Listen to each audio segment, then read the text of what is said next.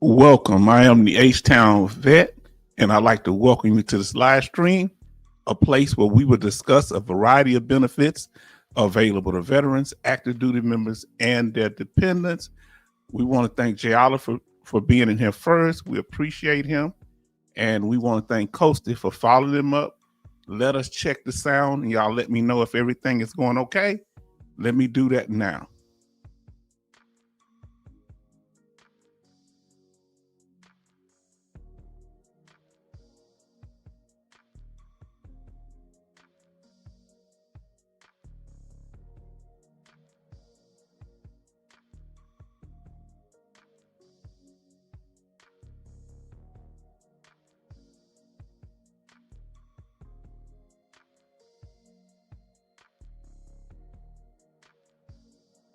Well, the sound is okay, family. So let us get started. And we appreciate you.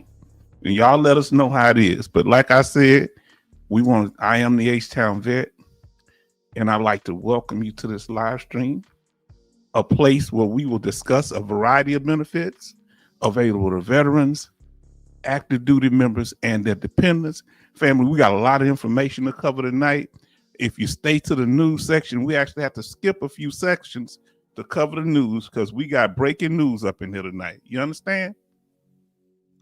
Jay Oliver said he's the first in saying good evening to H-Town and the family. And I say about to go live. Had a few minutes because it was taking me a while to download the video, the slideshow. Coasty said good evening H-Town and the family. We have Jay in here saying hi, and we have Mad. We're gonna say Mad in here, and Jay said the sound is good, and everybody's speaking to each other. So let us get started, family. We appreciate you. Thank you so much for being here, family. Now, right now the chat is open to everyone. I haven't even put the restriction on for a week yet because it's been going smooth, and we like new people to come in. They may find it tonight, and I'm still just debating whether I'm gonna do a week, but we're going good so far. Betty Bob say, H-Town, good evening. Hope you had a lovely good evening, family. Yes, and I had a lovely week. Yes, I did. Now, family,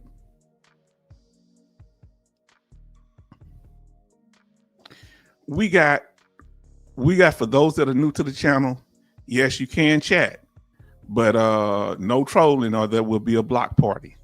And we have a no tolerance for trolling. No problem. If you okay with that, we good. Now, fam, let's continue here. I really appreciate y'all. We got a lot of information to cover tonight. So, if you find this information to be informative, please smash the like button as we're going through. And we want to win your subscription and your like. We're doing our best. Thank you. Now we're going to get on topic, family. Can we do that now?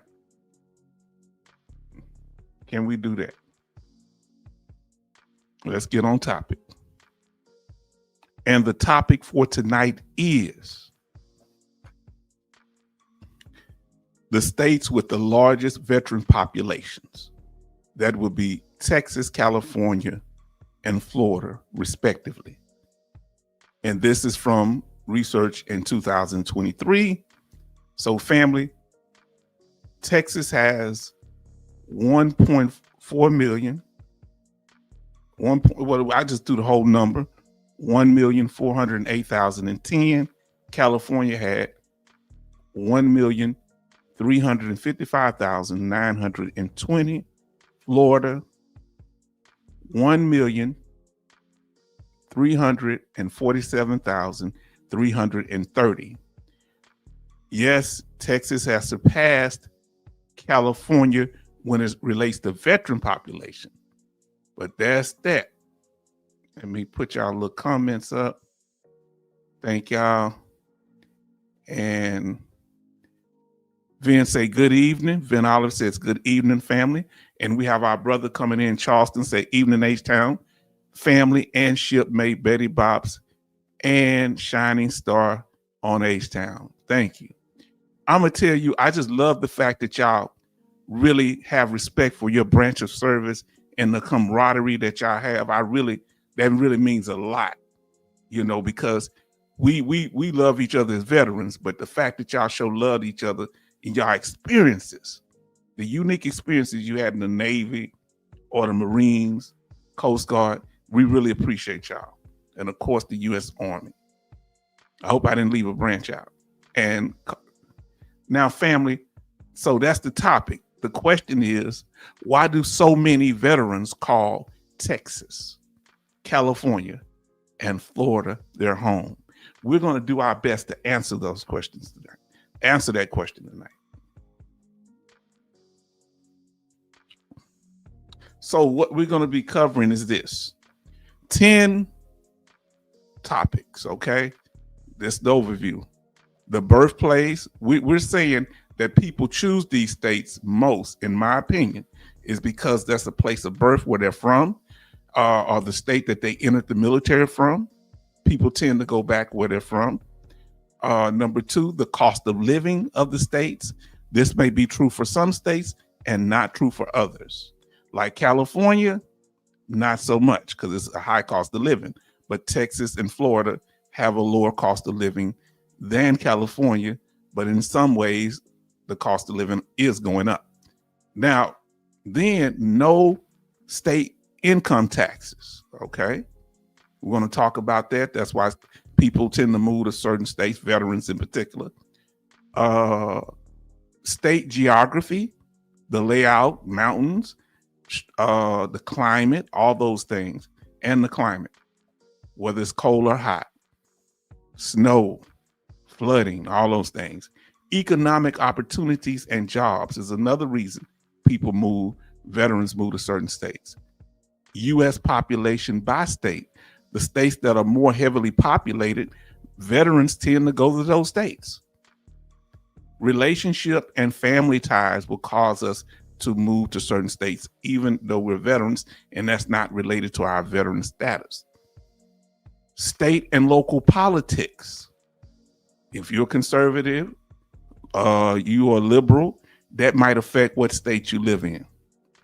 Veteran support programs. Areas that have more support programs for veterans, some veterans might gravitate to that area.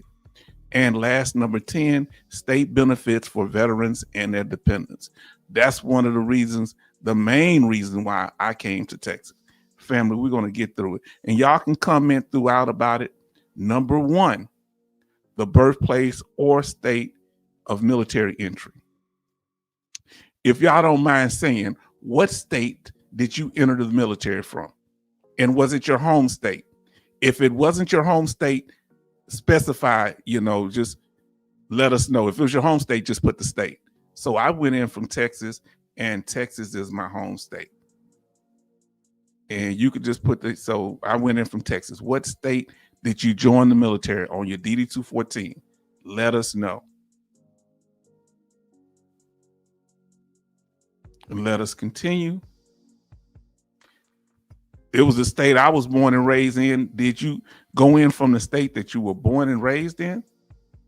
So Vin Olive went in from Alabama. Let us know, if y'all don't mind, what state did you join the military, especially if it was different from your home state. I went in, yes, indeed.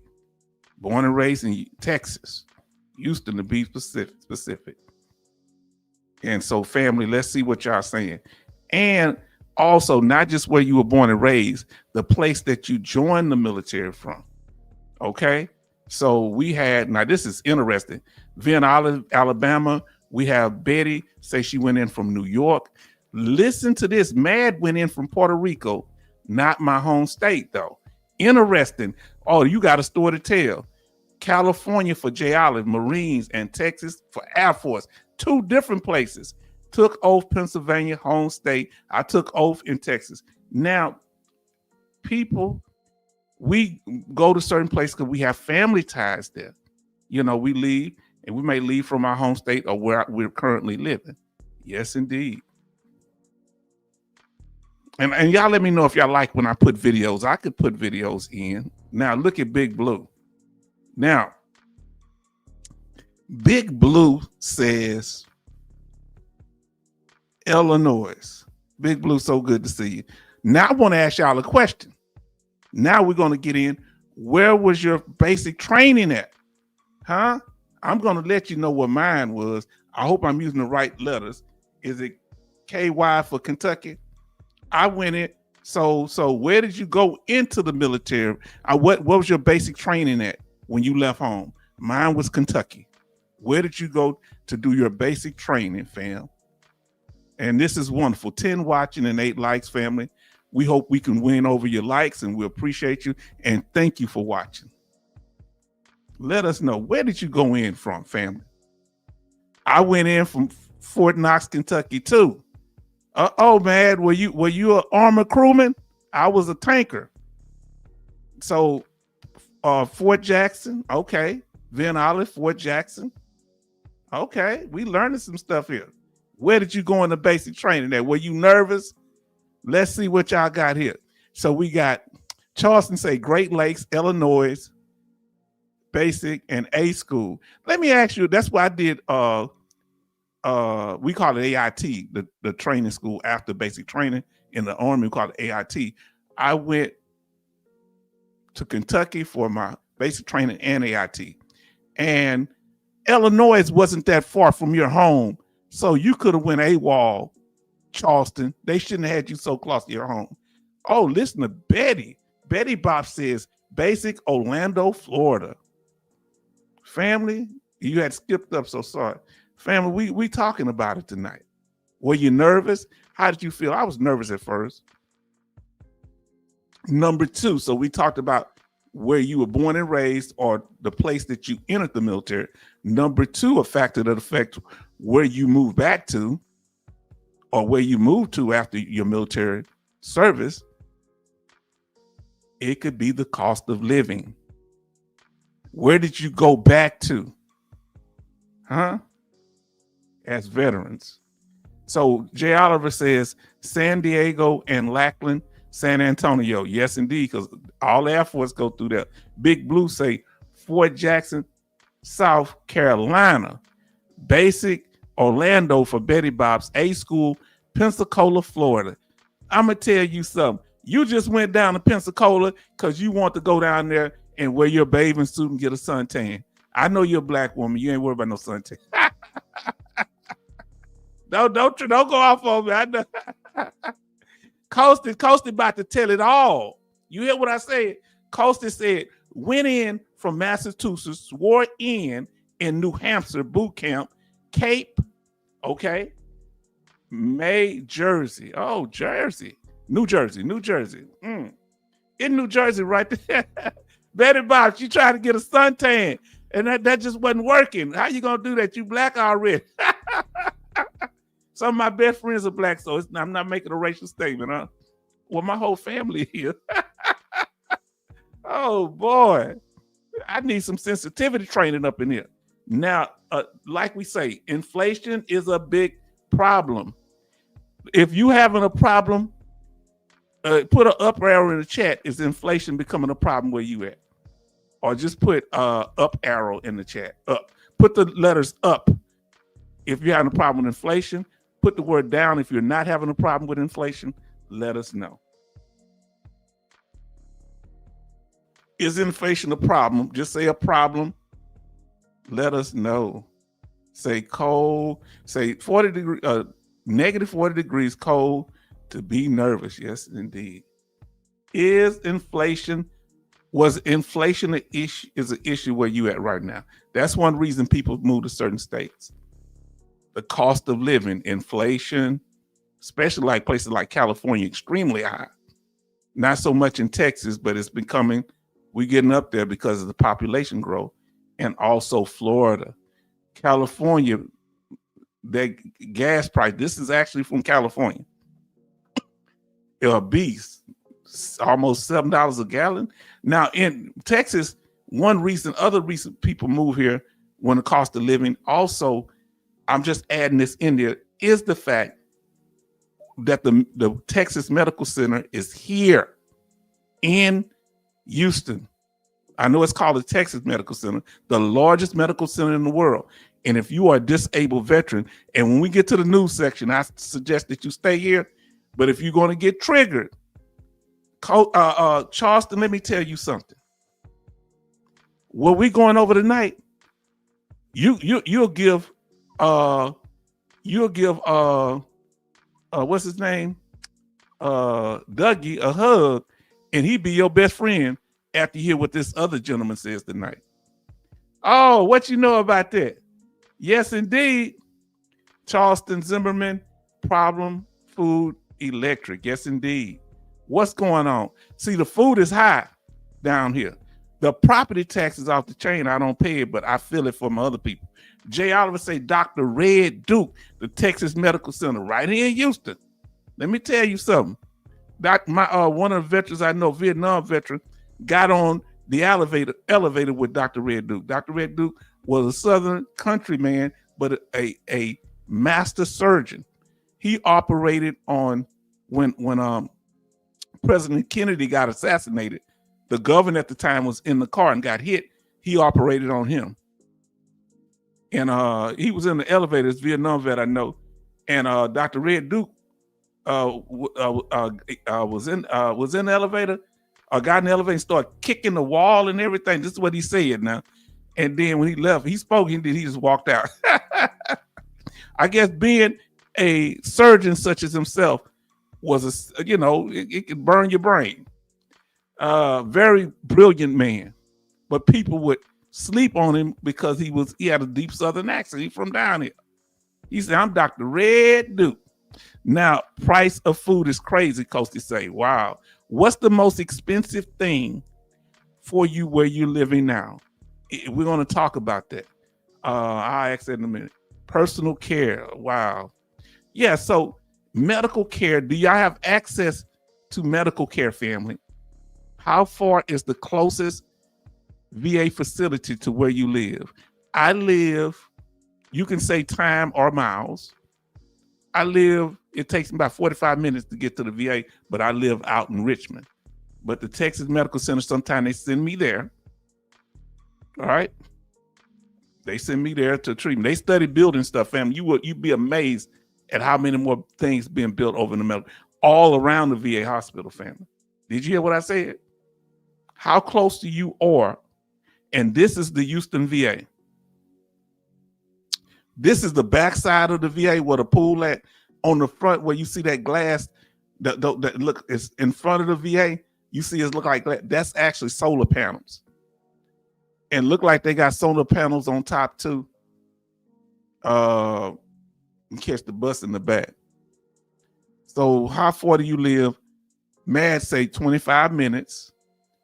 Okay, that's both y'all 30 minutes, half hour from the VA. I want to know the closest VA hospital. Let us know. Some people is in another state. Family, have you been to physical therapy? I've had physical therapy and occupational therapy too. What do you go there for? What is the main treatments you get there? Now let's see. Now, Jay Oliver say outpatient 5 minutes, medical center 45 minutes. Do you go there for your mental health? Do you go there for mental health? I get my mental health from the clinic. My mental health doctor is not at the main VA no more. I go to the clinic in Richmond, I believe. Yeah, I've been doing most of my stuff, and I do my primary care in Sugarland. All of them are right around me. Katy, Sugarland, and Richmond. Matter of fact, the Katy clinic is closer because I'm right on the border of Katy. And I go there for my glasses and stuff. So I go 3 different places. I go to Katy Clinic for my glasses. I go to Richmond VA Clinic in Texas, what city I'm in, for my mental health. And then I go for my physical primary care doctor is in Sugarland. But whatever can't be done there, like the dental work I just got done, I go to the main Michael E. DeBakey, named after the doctor, Michael E. DeBakey, VA Medical Center. Now, Posty says street 30 to 40 minutes away. Okay. depending on that traffic, huh? Outpatient, then I would say outpatient, 30 minutes, an hour and a half away. Wow. Mental health is virtual. I do virtual mental health, but I just tell you what my doctor. I've been Miami VA is for everything. Got all of it there. Yeah, so my mental health doctor. Thank God for them, and a good primary care doctor also. So let us know, is everything been going okay with your mental health? Because family, this is important to have a good mental health. And do y'all get stressed out over the parking? Come on. This is actual VA from somewhere. I don't know where this VA is. This is this looks kind of like, but over in Hampton, Virginia, the VA looked kind of different before they changed it. Family, is parking an issue? And family, sometimes people move to the area because, I want to be back home. So whenever the day comes, my family's buried here. I want to be buried here in Houston. It's my home. So that's another thing. And I want to make it less economically. So cost of living, them trying to pull my body back and forth. One man he from Louisiana. I know this, it's crazy. It kind of ain't funny, but his daddy passed and he wanted to be buried in Louisiana. He put him on a flatbed and police had to stop him. So you can't transport your dad like that. Now, street, 30 minutes to 40 minutes is Betty Bob's. Main VA hospital, everything is referred back, I guess, to the main VA hospital. So I just have all my appointments there. What percentage of your appointments is at the VA hospital? What you would say? I'll say now it's kind of more now. And some of them might be virtual. I say half of them now or at the VA house, 50% of mine.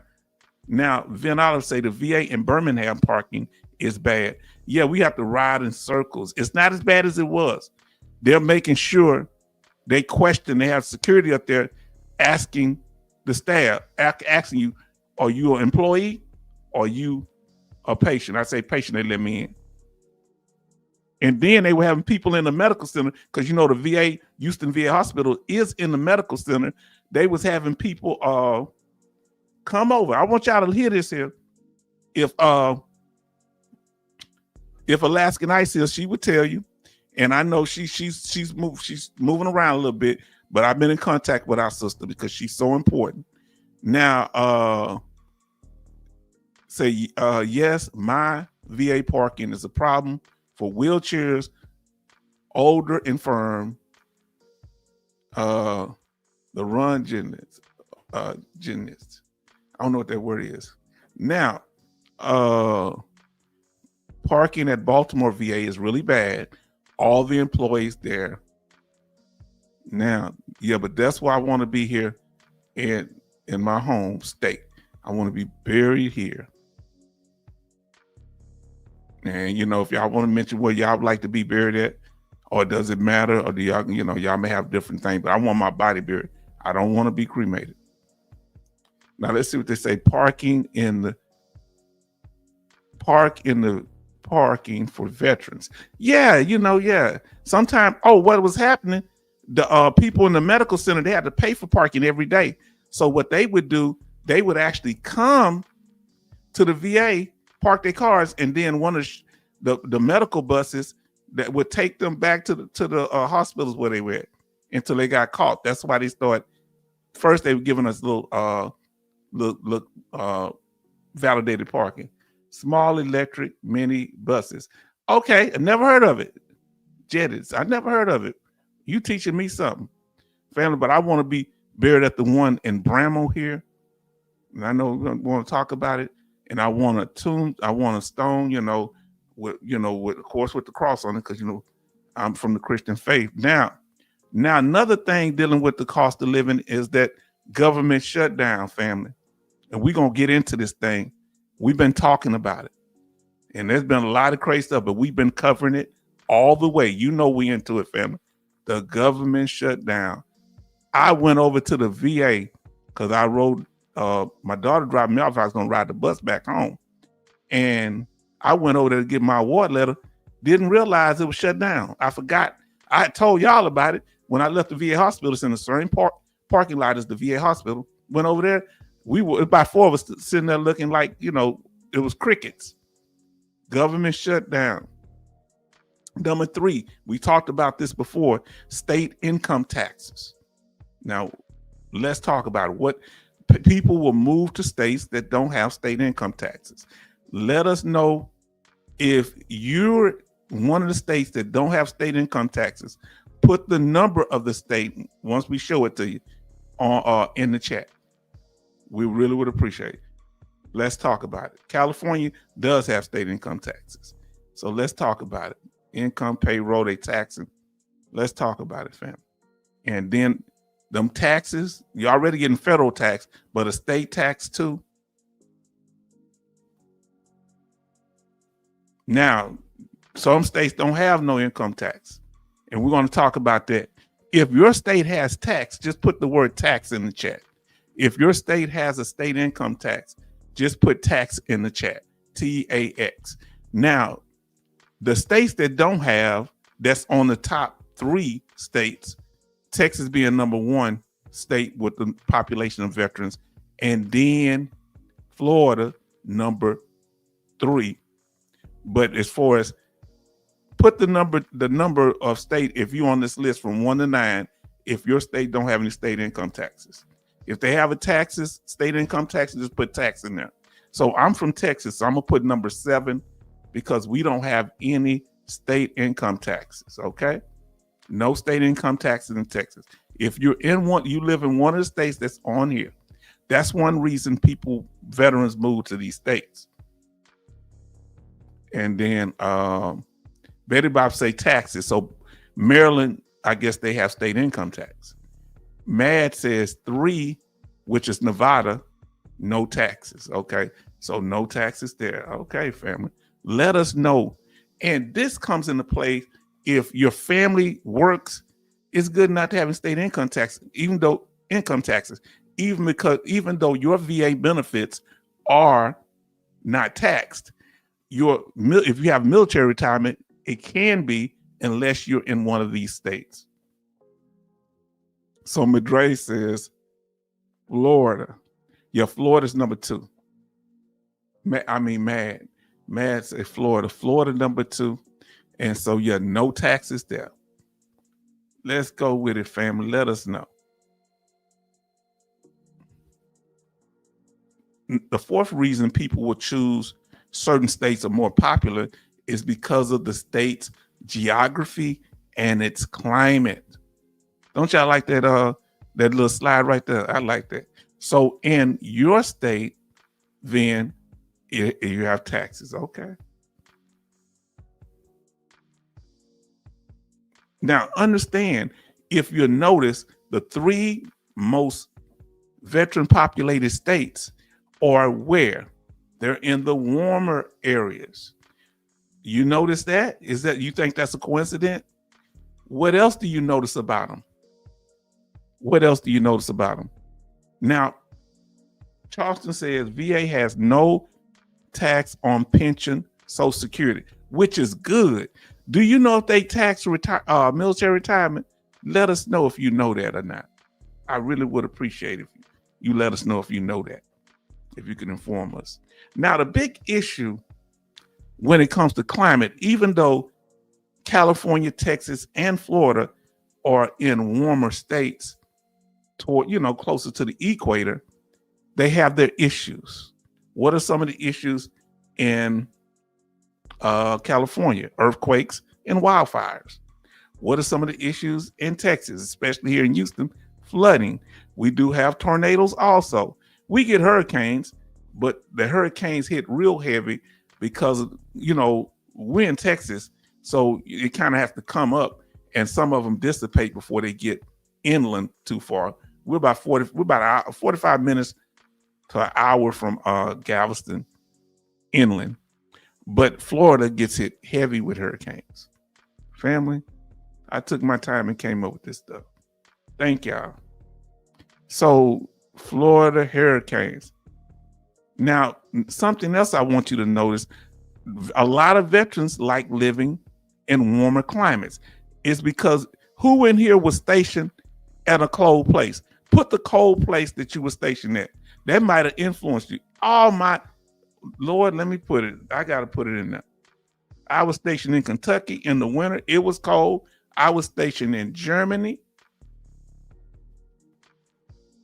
It was cold. And I was stationed in Colorado. And guess what? It was cold there. All my places I was stationed was cold.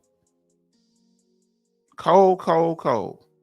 Tell us where you stationed. All of them was cold for me. Korea and Kansas. Now, was Kansas cold, Matt? Now, Matt say hurricanes in Florida. Okay, yes. It's a serious thing. He said, Eve is speaking. Okay. Let us know, family. We doing this thing interactive tonight. You know what's, and another thing, let me get back to it. I had a problem with my wire here. Sorry. I got to put this thing up under here. The wire getting in my way. You ever had a problem with something because it's acting up and keep doing what it wants, even though you move it? Oh, somebody say Korea? Let me hit this, do this again. And another reason is because these are all coastal states. They're in proximity to the coast. You understand? Even though Texas is big and not all of it is coastal, it does have a coastline in Texas. And many veterans live in the Houston area, close to Galveston. Now, he said, let's see, Scotland, Korea, PA, Maryland, and VA. Virginia has a good climate, but it can get cold sometime now. Betty Bob say Japan, cold in the winter. I can imagine. Who like living close to the coastline? Betty, do you like living close to the coastline? If you live close to a coastline, a coastal area, put a CL for coastline. Let us know. It's CL for coastline. I live, close to a coastline, not too far. You live in a coastal state. I say coastal state. Now listen, Charles say only Great Lakes was cold. Norfolk went wet in Florida. Okay. Now, Jay Oliver say Korea, all the trees on the coast learn in the direction of the wind blowing them, and snow in late May. Okay, late May, and May is, oh Lord, it's snowing that long. Never been to Korea. Wow. Okay, Florida. Let's just talk a little bit about Florida, and y'all can just comment as you want. Hold on. Florida, you got up north. You got. I mean, pull that too. Give me a second. I'm messing stuff up. Let me do it like this. Okay. First, we're going to deal with Florida. Who likes Florida? If you think you would enjoy living in Florida because of the climate, the coastline, and those things, and you could deal with the hurricanes, let us know. What part of Florida would you live in? So Vin Olive say lived in cold places, Germany and Kentucky. I was in both. I was in Bamberg. Where were you at, Vin? Now, I've been to Pensacola. I don't know if I've been to Tallahassee. I've been to Jacksonville, but I've never been down the peninsula of Florida. Never been down to Orlando, Tampa, or Miami. Anybody lived in one part of Florida? I lived here in Miami, Florida. Okay. I live here. So he's in Miami. You got it like that. So is any of these, you recognize any of these beautiful scenes? Look how many beaches they got there in Florida. I don't remember specifically how this is. And boats are everywhere. That's the boater's place right there. Fishing. That's why probably a lot of veterans live there. Veterans, especially Navy people, seem like y'all would love the Florida Keys. If you've been to the Florida Keys before, put a key in the chat, like the key to unlock a door, or put the word key in the keys in the chat. Put a key like lock the door. If you ever been to the Florida Keys, down there, little islands, like I think on the southern part of tip of Florida. Who's ever been to St. Augustine Fort? Who ever been to St. Put keys in the chat if you've ever been to the Florida Keys. I ain't never been there. Let us know if you ever been to the Florida Keys, family. We doing this thing tonight.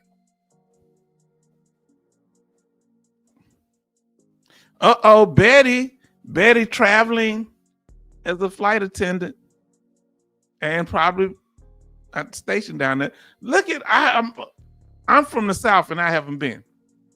No, Charleston, you can't go to southern states and enjoy it like that. I'm from the South and haven't been. That's not fair. That's not fair.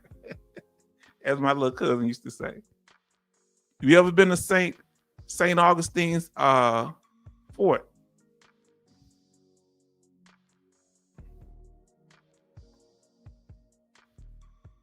Family, let us know.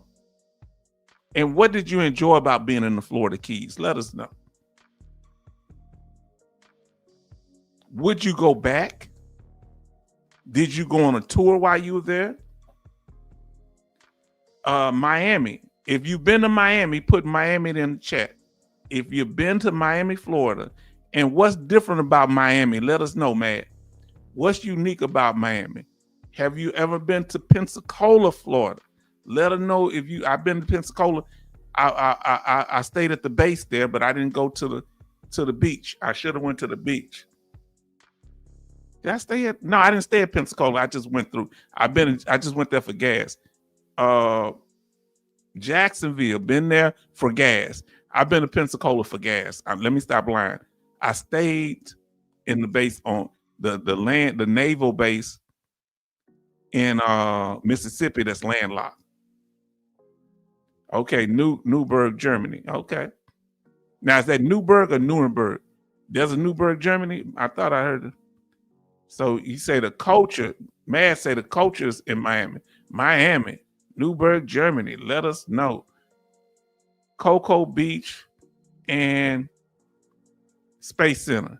Yes, let me tell you, the beach I love the most was in Spain.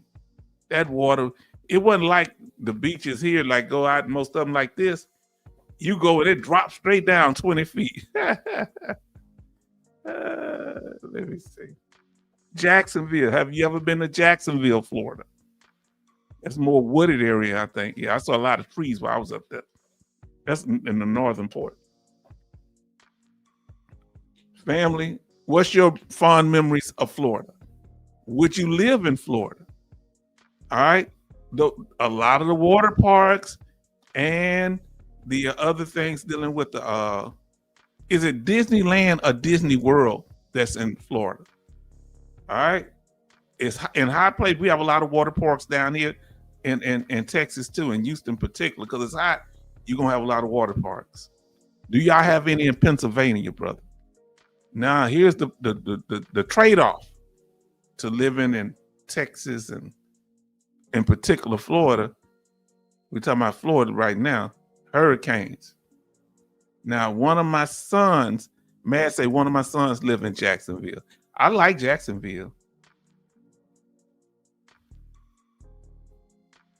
I heard there's some good food in Jacksonville. Hurricanes, family. That insurance is going up. Have you ever been there mad during a hurricane? Who in here have ever experienced a hurricane? Put a Y in the chat or something that represents a hurricane. Who in here has ever experienced H-Town? Several hurricanes are common down here, but Frankfurt, Germany, Duisdorf, Dunsdorf, of course. Yes, indeed. Been through hurricane. I ain't laughing, but we went through a lot. Hurricane Harvey, a whole bunch. Hurricane Katrina kind of hit here light. It wasn't as much, but it hit Louisiana bad. And, respect to the people that suffered there. and the aftermath is always an issue. The largest hurricane we had down here was the Hurricane 1900 that pretty much decimated Galveston. Then I would say Miami, Florida, and Pensacola, Florida. Okay. You like to be there. Okay. Betty Bob says she's been through a hurricane. Where were you at the time that you went through a hurricane? I've been through several. But this is Florida. Now let's talk about Texas. And family, we're going through this and we appreciate y'all patience. Texas. What is it about the climate? Why people move to Texas and the drawbacks of the climate? Galveston, Texas, we have a coastline, we have a beach, the geography and the climate. This is the seawall, we call it. And this is now the water there is brown because from what I was told, the water coming off Mississippi River, the dirt kind of comes this way. So it's kind of brownish color. It's not clear blue like Florida, okay? Should we be hating on Florida? Now, the settlement and everything. Now, listen to what our brothers say. Too many hurricanes went through Category 5C. Don't want to go through it again. Wow. Maryland and Florida. What? Oh, y'all had that. I remember a tornado when I was living in Virginia. Galveston, love it. That's my home. They got a lot of food places, as you can see now. A lot of food places. It wasn't much down there back in the day. They building it up. And the beach homes. Beyonce mom owned one down there at one time. But we used to go, my family used to rent beach houses and we go down there with the family. Now, beautiful, beautiful. Let me see what we got here. And this is, you want to go on the, out there on the, I think they call it the boardwalk. I ate at a restaurant. If you look toward the middle, there's a restaurant. You can't really tell. They put so much more stuff. They got a Ferris wheel and a roller coaster out there now. I took one of my little lady friends way back in the day. They say at least 20 hurricanes, 6 while working on a nuclear plant, at a nuclear plant. Yeah, I got to start counting how many hurricanes I've been through. A lot. Now, Betty Bob said we have 14 likes and 8 watching. Thank y'all family for y'all patience. We got some very good news. Well, I mean, some interesting news. I ain't gonna say very good news, but we want to cover something like that. Yes, indeed, family. So people enjoy going to Galveston. I've been going there since I was a child, since I can remember. But one of the drawbacks with the climate here in Texas is flooding. Okay? Flooding is a problem. Brother said, when your ship drops 75 in a wave, you remember, whoa, 75 feet, my God. And see how that flooding, it ain't no joke here in Texas. You see this here? That's supposed to be in a river behind there, but look what happened. The street gone. So, yes, indeed. Flooding is an issue. Hurricanes bring the flood, but flooding is a big issue here. Okay. Big Blue say the Keys. Like, you've been to the Keys. Okay. And we've had to experience this walking through flood water. That's a common thing in the Houston area. Family. Have you ever experienced the flood? Let us know. Put water in the chat or the word flood. That's a big thing. And it gets bad. Some of the buildings, now, it didn't get this high in my house. It got up to the baseboards, past the baseboards, but some people, their whole home gets submerged. And vehicles. We have dips here where you go up under overpasses, and that's dangerous because it can be water in there. And, some people lost their lives like that. Who've experienced flood? I have. And I've experienced it in the house. This ain't no joke. But let us know if you experienced flood. You've experienced. They have them in Pennsylvania, brother. I'm sure y'all do. I thought y'all kind of up north. Let us know. And the biggest one we had, I would say, is Hurricane Harvey. Never experienced nothing like that in my life. That's when my house got hit. This is downtown Houston. This is supposed to be the Buffalo Bayou. So you see them trees in the middle of the water? That's a bayou, and that's like 30 feet down. But look how the water is at the level of the ground. You say, wow, I've been there through that flood, swimming through it. Flood, my brother, man, brothers and sisters, it ain't no joke. But this is Houston doing Harvey, family. Hurricane Harvey impacted us seriously here. But I'm gonna tell you why. That's downtown Houston. Why is such a problem? You see those freeways? So what they did to destroy our businesses, because on the other side of the freeways to the outside were our businesses, black businesses. So they put freeways right next to the buildings to choke out our businesses, called the Freeway Act, and thus making this flooding problem, thus making the traffic problem. So they pretty much put the freeways like a belt, splitting up our neighborhoods. My neighborhood, third or fifth ward I'm from, third ward, all these places. Today in Pennsylvania had 2 inches of rain in the morning, streets flooded. Do y'all still move around during the floods, my brother? Let us know. Yeah, so they just made it. Dallas, the freeway's a little farther out. But Houston, they want, we had department stores that had the codes when they started making these freeways back in the 1940s and 50s. So that's the way they discriminated against us here. Real talk.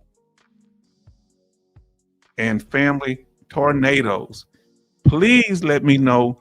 Put the word, you can put tornado in the chat, or you can put a representation of a tornado if you've ever experienced a tornado. I'm trying to remember. We've had them. I don't know how close they got to me. I don't want to lie, family. Flooding and hurricane winds, but tornadoes, not directly. Not. I'm trying to see how close a tornado. I may have seen the aftermath of tornadoes, but not actually went through where one was right around me. It was like maybe some blocks over, where it pulled up a tree that had been there over 100 and some years. They called them highway bypass circles. Yes, that's how they destroyed us. If you've ever been through a tornado, water everywhere, can't drink it. Ain't that sad? Better. That's what do people stock up on when these things happen? So that's one of the drawbacks of living in certain parts of Texas. Other parts, it's desert and dry. Half of Texas is grass and prairies and some wooded areas. Other half to the west is desert. Say, go. Okay, tornadoes. Yes, indeed. Look at that tornado right there. And the aftermath is devastating. They're real big in Kansas because we live in what they call Tornado Alley. So that's one of the things you have to consider. George Washington North, okay? This is some of the decimating things these tornadoes do. Now let's talk about California. If you've been to California, if you live in California, put CA in the chat. This is a picture of video of Los Angeles. Yes.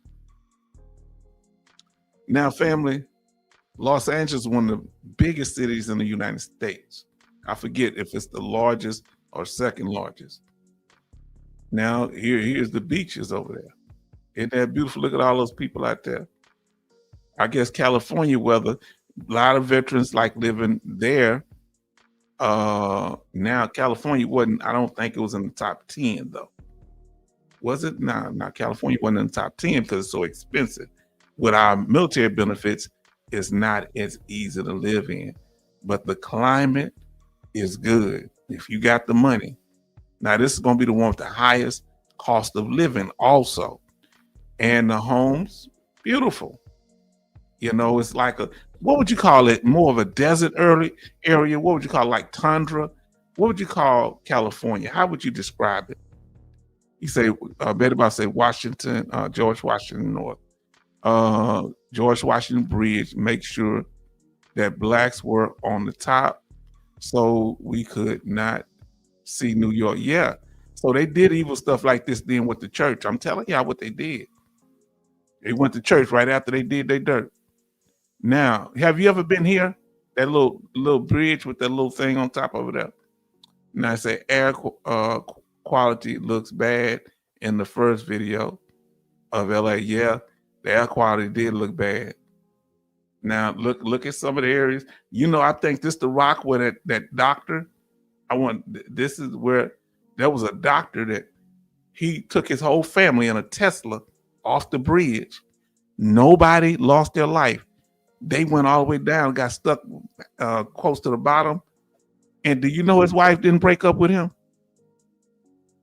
He was a surgeon too, I think. Him, his wife, say he had a mental break. His 2 children, his daughter and son. You think the next time he say, let's go to the grocery store, would they go with him? Would you go with him? Nah, she wouldn't leave, but oh man, I wouldn't be riding no grocery store with nobody that drove off no cliff. Now I got the keys now. Yeah, that air quality look bad in LA. It's a lot of pollution. And who've ever driven around the side of the mountains in LA? I never done it.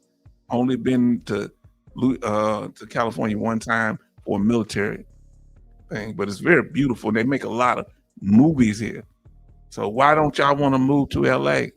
I mean, not Louisiana, to California. It's a highly populated state. And it's like I say, it seemed to be, it's a long state. A lot of people don't realize how long the state is. It's as long as Texas. Now, earthquakes is an issue there now. Earthquakes is an issue. Who in here ever experienced an earthquake? Had to in the military. Okay. Who's ever experienced an earthquake? Let us know if you've ever experienced an earthquake. Let us know. Put a 1 in the chat if you've ever experienced an earthquake. I haven't. People living. Let us know, fam. They're devastating, right? Say, okay, high rent, cost of living in California off the chain. That's why I don't think it's one of the most popular veteran destinations. But they have a high, it has a high number of veterans there. But I guess they like it. Wildfires is another thing. And then it's not just affecting houses, it affects the crops, because they grow a lot of crops in California, wine and different things. And the wildlife are affected by this. The one they just had was very devastating. And somebody started one of the biggest fires. But thanks to all the firemen and firewomen. Now, next one is the reason veterans move to certain states. It could be for job opportunities, okay? We getting there. They following the money. So when you get out the military, you trying to find out who hiring, right? And you might want education for yourself, higher education, or you might have children that you need to put in school. You want them to be in a good state with good schools. You might be wanting to find affordable housing, just like our brother just said. It's cost of living, rent is high, and homes are high there. Affordable housing may be a reason a person goes to a certain state. Number 6, the overall population. Okay, we're going to look here, and I want you to, we're going to talk about the overall population of the state and the veteran population in that state. Some of these states are going to be similar to the ones that we covered and the states that had the most veterans in it. Now you're going to notice a correlation or a relationship between how large the population is in the state and how many veterans are there. The more people in the state, there tend to be more veterans in the state. So let's talk about it. Number 6. California has the largest population, all right, of all the states in the United States, with 39,663,000 and 800. It has the second largest veteran population with 1,355,920. However, I want you to understand this. It used to be number one. Texas took it because a lot of the people that left California came to Texas when they started building all these Amazon buildings and different things down here. Let's get with it. Texas is the second largest state with the second largest total or overall population, but it's the one with the largest veteran population.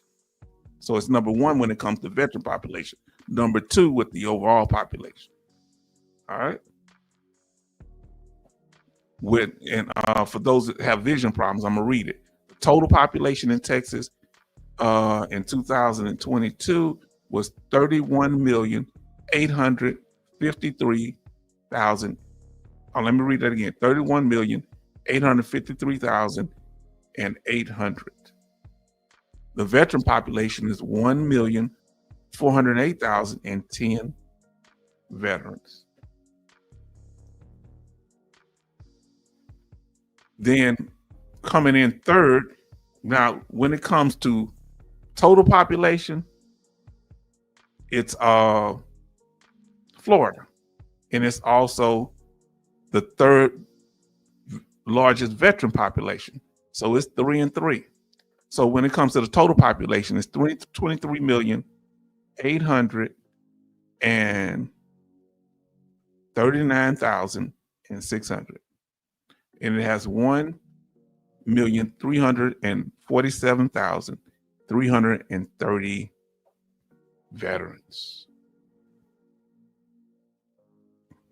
Now, New York State, the total population in New York State is 19,997,100 people. Now, the veteran population is 607,728 veterans.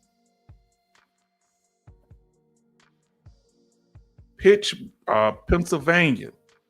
Pennsylvania had, I don't know what made me want to say the city, Pittsburgh. Sorry about that.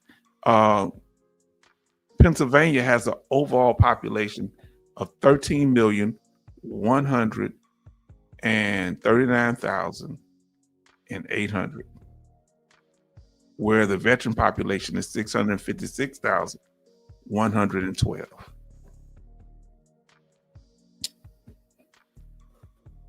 What's, if you don't mind me asking, Brother Charleston, which one of these cities do you live close to? Philadelphia, Scranton, which one you live close to? Now, may I say, veterans running away from the cold New York temperatures. Yeah. They tend to seem like veterans from what we covered are going to warmer places. Family, I'm enjoying this. This took a lot of work, and I appreciate your patience. Now, Illinois, where Chicago is one of the cities in Illinois. What are some of the other cities in Illinois? Now, is Imperial, what Richard Pryor from? I forget how you say that. The overall population in Illinois is 12,778,100 people. Now, everybody, but the veteran population in Illinois is 493,667. Now, then we got our sister Bionic Woman in here. Good evening, Mr. H-Town Vet and veteran family. Happy birthday to all October born veterans. Today, I became a grandmother. Thank God for my grandson. Yes, indeed. Everybody show congratulations to Bionic Woman. It kind of changed the name, but call her Bionic Woman. Now let me ask you this here. When it changed over, it changed a lot of our names, and everybody showed love to Farm Girl Rebels in here too. Everybody, Imperia. Emporia, New. Yeah. So now 70 miles. He says that it's 70 miles away. Okay, Philadelphia. That's good that you have a VA that's not that far away from you. That ain't how far the VA is from you. That's where Richard Pryor's from right there. Everybody's saying. The Informed Girl Rebel say, evening fam, congrats to Bionic Woman. And yeah, just put Church Lady on there. Just go with Bionic Woman if y'all, y'all do it. And it changes all our names. And everybody's saying, hi, congrats on that grandson. Yes, indeed. Look, I got all the females in my family, so I might get a grandson or a nephew. Everybody's saying greetings. We're glad you're here. Now, the next overall populated state is Ohio. Ohio has a population of 11,942,600 people that live in the state as of 2023, I think it was. The veteran population is 626,617 veterans. Philadelphia is my regional VBA office for disability. Oh, that's a long drive, bro. Everybody's congratulating. We appreciate you. We're so happy for you, Bionic Woman. So that's what I tell y'all. People, y'all see people, they be having things going on there like Georgia. Anybody live in Georgia? Put GA in the chat. Georgia is the next populated, we're going from the largest to the smaller. It has a population of 11,297,300. The veteran population is 608,876 veterans. And that's in the South. And you got to coast. I love to live in Savannah. How about you? Now, if you live in Georgia, let us know. North Carolina, if you live in North Carolina, put the abbreviation for North Carolina. Now, North Carolina, the total population is 11,210,900. The veteran population is 618,846. And she's thanking everybody, and we appreciate y'all for acknowledging. Thank you for sharing that with us. Michigan. Anybody live in Michigan in there? The total population, or total number of people in Michigan at the time of this study in 2023 was 10,197,600. The veteran population, 479,115. Say thank you, everybody. Yes, indeed. We're number love here. We here to help each other out. So we're showing the correlation. Many of the states family that have the highest veteran population, this is the conclusion, also was had the largest overall populations of people living there. Now, Bionic Woman say, hope everyone is okay from Hurricane Melissa. Yes, if y'all haven't. Another reason veteran moves to certain states, it could be for love, relationships, or family ties. You ever feel tied to your spouse or your significant other? Now, people meet nowadays on dating apps, and they'll fly to another city. Who think they could do online dating? If you could do online dating right now, if you up for it, put OD. I'm not saying if you with somebody. I'm saying if you had to go back, and if you with somebody, if you had to meet them all over again, could you do it online? Put OD if you could. If you couldn't do it, just put no. Could you do online dating?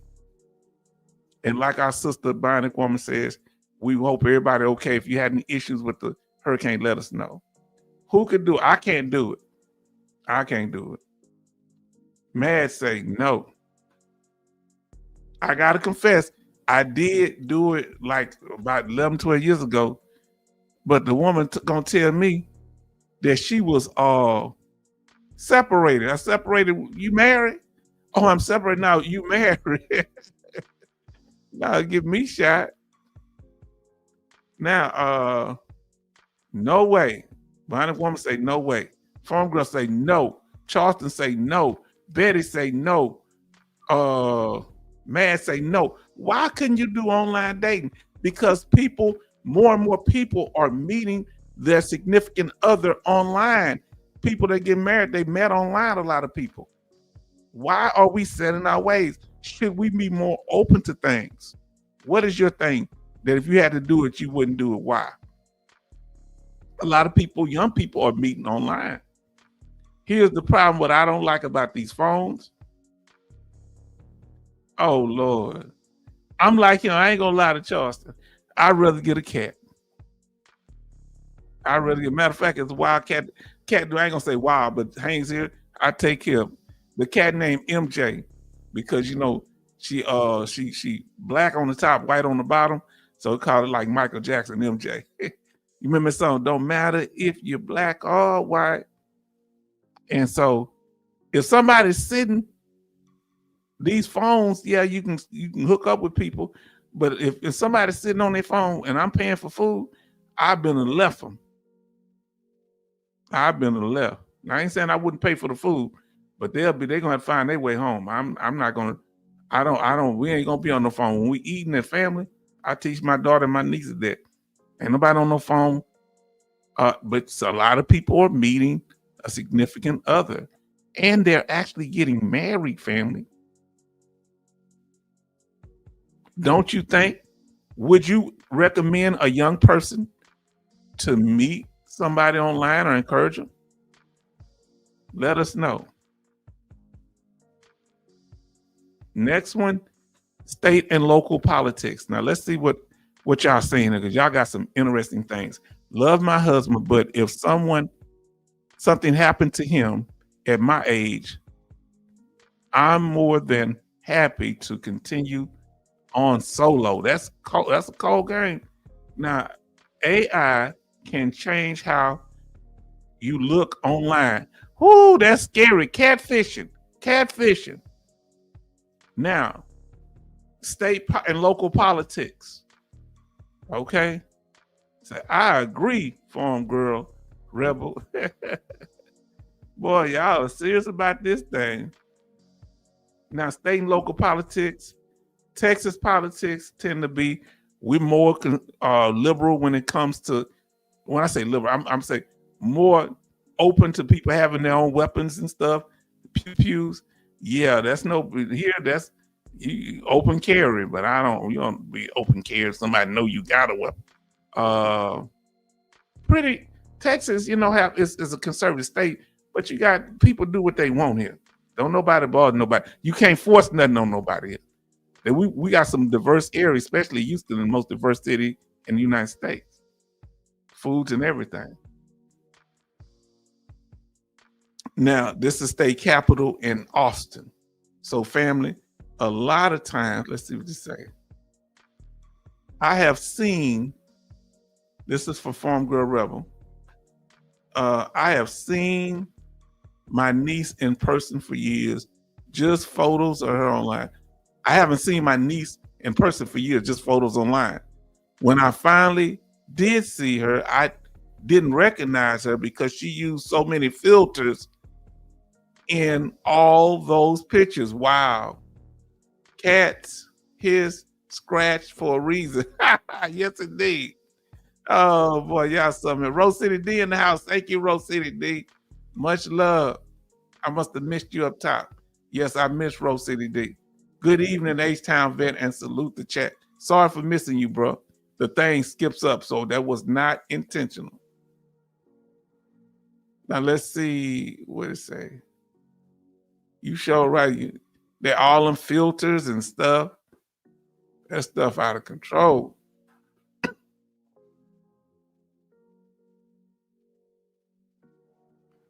Now listen, Jay Oliver say Louisiana politics are pristine, angelic. I do declare. I hear you. Haven't y'all had about 4 or 5 of y'all governors to go to prison? I ain't trying to throw no shade. Boy, I remember that one he was on television. This is back about 10, 12 years ago. And he was getting ready to go to jail. They saying, hey, how do you feel about it? He said, let me tell you something clear. I didn't say I didn't commit the crime. I said they can't prove it. I said, man, this man is something else. Now, housing rights. That's one thing. That's a political issue in certain states. New York is a big issue, right, Betty Bops, when it comes to housing rights. What's in your state? Do they have housing rights problems? Okay, especially with gentrification, they can just pretty much gentrify Fort Ward, just destroyed our that's Freemantown, where the first slaves we settled, my family members. Gentrification, sometimes it's dealing with police brutality, different things, political. Some more states that are more radical than others. Some people rather live in rural areas where you don't have to deal with all this stuff. Let us know. Does that help the politics of an area? Does that affect where you move? Because there's a lot of issues, especially in the city area. Okay, I live out in the suburbs. So who lives in the city? Let us know if you live in the city, suburbs, and then the homeless problems. Bam, do you have a homeless problem in your area? This is a serious issue, and not just for regular people that are the regular person. Also, this has a powerful effect on us as veterans. Family, it shouldn't be no veterans homeless. I wouldn't want anybody to be homeless, but this is another issue. Another issue, fam. We have a bad problem in Houston with homeless issue. What about your area? What are y'all doing during this time right now? They're cutting off SNAP benefits. Are y'all food banks still giving out food to people? Because some people not going to be. They're talking about cutting off SNAP benefits. Have they done it yet? That's like food stamps. And are the food banks stepping up in your area? Number 9, sometimes people move to a state because they have good, or they might stay there. They may not know until they get there. Veteran support programs. You know, in states where there are a lot of veterans, you're going to feel more comfortable. People you can talk to. I've met a lot of veterans over at the VA hospital and in other groups that we had, especially on Veterans Day. I run into a lot of veterans. And you're able to share, talk, and relate to people. Do y'all get to talk to fellow veterans other than on the channel? Let us know in person. I haven't really done it much in years now, but this is an important thing, going to a state where you can be. Maybe some people like being around veterans. Some may not want to be around other veterans. Let us know, what's your opinion. Is it important to share with other veterans? Now, another thing when it deals with state politics and support systems is veteran court. Do they have a veteran court in your state? Let me explain what veteran court is. Veteran court, if veteran get convicted of a crime, I think it can't be something like murder, but it can be a serious crime, DUIs and things like that, something related to their PTSD. They can go through veteran court and they'll help them, and they'll even help you if you had a bad discharge out of the military. Watch our video, Veteran Court, and you'll learn more about this. Do y'all have a veteran court that help veterans that get in problems with DUIs and other minor offenses? And you go through the program and you won't end up going to jail. A lot of veterans don't do it because it's very intense, and you get to share with other veterans who've been through some of the things that you've been through. All right, number 10. Let's talk about the benefits in the states, okay? Another reason I moved back to Texas was because of the educational benefits. I'll be honest. I was living in Virginia at the time, and I was talking to somebody about the schools back. They said, "Oh, you went in from Texas. You can go to school for free." I said, "What?" And I was finishing up my bachelor's degree. So I said, I'm gonna come back home and go to graduate school, which I did. Now, 10. Now I didn't finish, but I needed 5 classes to get my master's, but I'm not going back. Now, state benefits for veterans. These can be financial benefits, not the way you think. Nobody's giving you out money, but we're going to explain how that works. Educational benefits. What are the financial benefits in your state for veterans? What are the educational benefits, recreational, transportation, and employment benefits? And in addition, benefits for your dependents. Look, it got stuck, family. Oh, Lord. It got stuck. I'm so sorry. And I had to move it. Say sub, okay. I'm sorry, family. I didn't see it moving. It got, okay, now. Farm Girl say, does not affect me. I don't like staying long any place with a population over 1,500. I want to be in more rural areas. Yes, big homeless problem all over PA, Pennsylvania.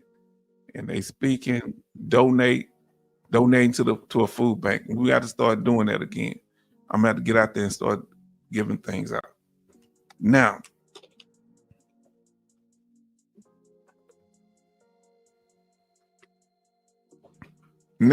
I'm gonna stop saying now. Only vet. Give me a second.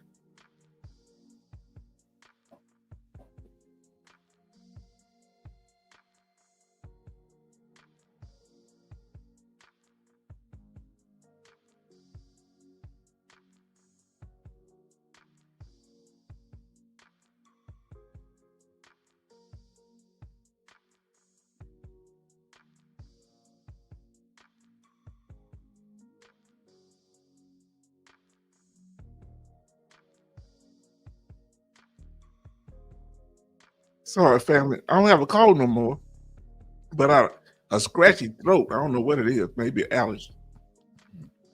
Now, Jello say, I passed a food bank line today that was 50 cars long at 8:15 a.m.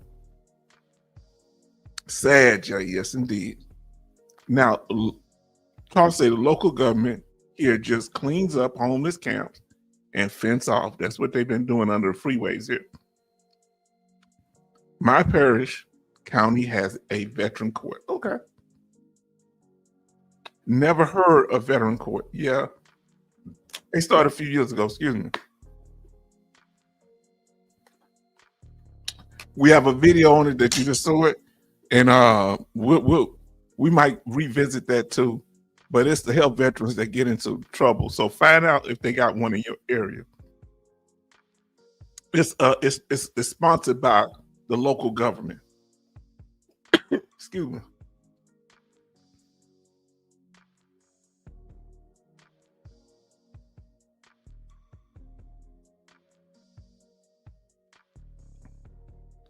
Whoa, family. Let's continue. Now, the purpose of state benefits is to provide financial incentives to veterans and dependents in the form of state exemptions and other programs. Now, listen, they're not giving you money in Texas. I don't know if they give you money in your state, let me know. These are incentives for you to spend money to buy homes, to go to school, reduce prices, or you don't have to pay nothing at all, but they know by you being in the state, you're going to spend your money at the grocery store and other places. So the state gets benefits from these things because they got somebody that got steady income. If you were a disabled vet, you got to be an honorably discharged veteran. I don't know if some states require you to have an honorable discharge or honorable under honorable conditions is okay. I don't know. Here you usually have to have an honorable discharge. Okay, did not mess that up. Give me a second, family. I just messed up the whole thing. But we're moving right along. We're toward the end of this thing. And y'all been doing good. All right. Now let's see. Now let's see what we got here. Thank y'all for your patience. So that's what it is. Now let me explain how this works. We told you have to have character service, has to be honorable discharge. This is at the state, not the federal level. There are financial benefits. Remember we showed you the chart, flow chart of all of them. Let's talk about the financial first.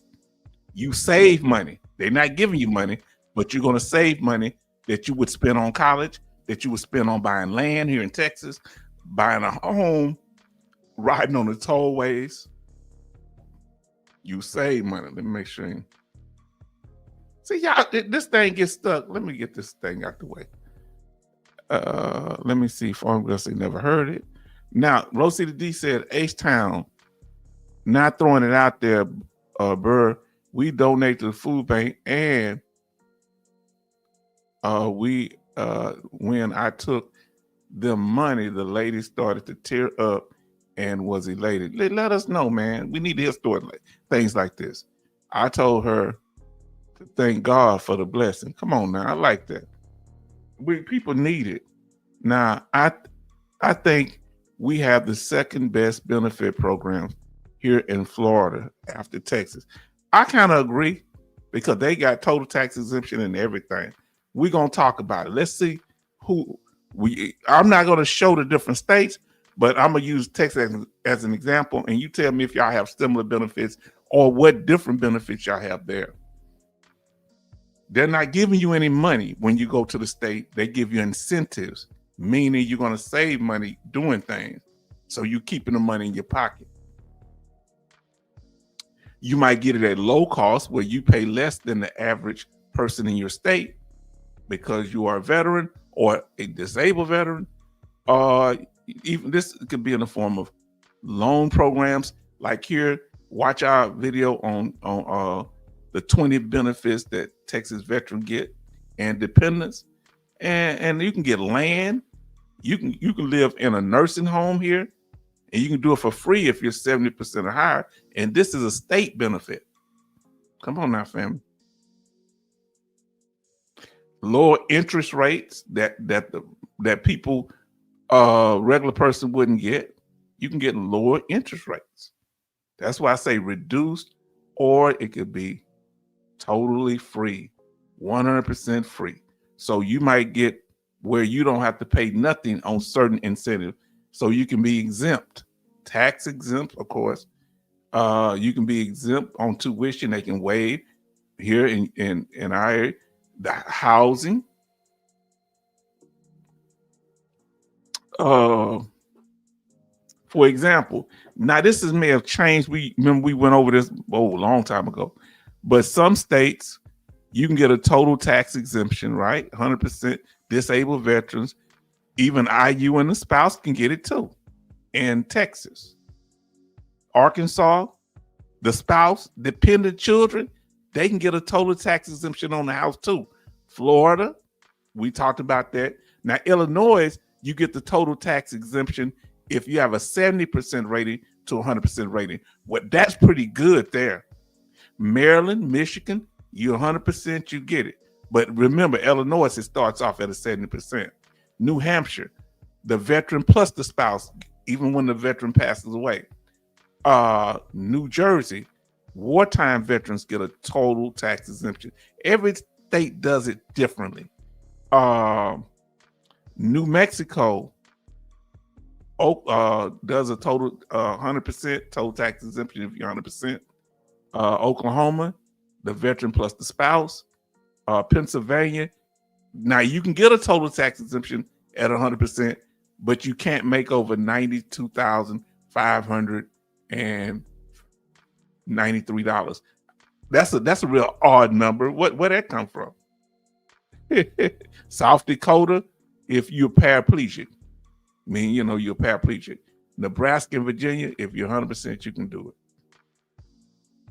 So every state has its own exemption, and it's important because here in Texas, if you have a home worth $400,000, that's saving you $743.34 a month. A month. That's what? That's close to about $12,000 a year. Come on, fam. And your state may be different. Now, they also, I want to ask y'all on this. Now listen what Charleston say. Pennsylvania sucks for veterans. Yeah, it's kind of crazy. Seems like they would have more benefits with the large number of veterans that live there. Do y'all know any programs that would help veterans pay their utilities that's specifically to help veterans? I haven't really been able to find. I saw some online that help you with your water bill, your energy bill, even Wi-Fi because people need it, electric, gas, or with their house payment. Do y'all know any programs in your area? Just say yes or no. If you know the name, you can let us know. There are other programs that they do like this. Now let's talk about this employment thing. This is going to come up tonight. Like I said, we've been over an hour and 25 minutes. This is a lot of information, family. That you won't believe. This is like almost 200 slides. And some of the slides are videos. So employment, veteran and employment. That's the reason they moved a certain state where the job's at. People say, we hire the veterans. Have y'all ever seen something in your state that say, we hire veterans? Yes or no? Put a Y for yes or N for no. I've seen it here in my state. Unemployment. Let's talk about unemployment. In particular, when you get out the military, if you file an unemployment claim getting out the military, you can get unemployment. Who got unemployment when they got out? Let us know. Put UP in the chat if you got unemployment when you got out. Say no. All right. No. No, they say no. It gets on veterans this year. Okay. We have 16 likes and 13 watching. Thank you, family, for being in here. Now, Charleston say no. And Jalva says yes. Yes to the hiring of veterans. Okay, yes. Sorry for asking questions kind of right behind each other. Sorry about that. I'll do better next time. No unemployment. Okay, yeah, you can get unemployment, I thought. Nope, Reagan stopped that. Wow. What? I got it when I got out in 92. Now, education. Do they have educational programs in your state for veterans that went in from your state? Find out. And if you don't know, look and make sure. We're going to start going over each state. And y'all going to help me get a thorough understanding of that. Do they have educational programs? If you went in from that state or if that's your home state, you can go to school for free. Here in Texas, we do. This is a state benefit called the Hazelwood Act. All right. And just the veteran themselves, a Texas veteran that went in from Texas or Texas was their home of record. Both is true for me. Because some people go in, but they're from another state. Veteran in the military get 150 credit hours. From veterans entering the military from Texas gets 150 credit hours of college, but it has to be in the state of Texas. Now, if you don't use it, you can share it with your child or one of your children at a time. It's called the Legacy Program, where veterans share remaining credit hours with child. Now, once you become 100%, your child and your spouse get their own 150 credit hours. Huh? You become 100% disabled. Fam, let's talk about it. Transportation here. Can you get here $3 for registration? I don't know if it's went up. You get a free driver's license if you're 60%. DV tax at 50%, and you get to ride all the tollways for free, park downtown for free, metered parking and all that, and free airport parking. I forget what the rating is. Now I say, Jay, I'll say next. OP hiring veterans by matching veterans to corporation jobs openings. Okay. All right. We're going to be talking about that in a minute here. You know, if you have a vehicle, you can get your DV tags if registered in your name. There's no limit on how many vehicles you can get registered.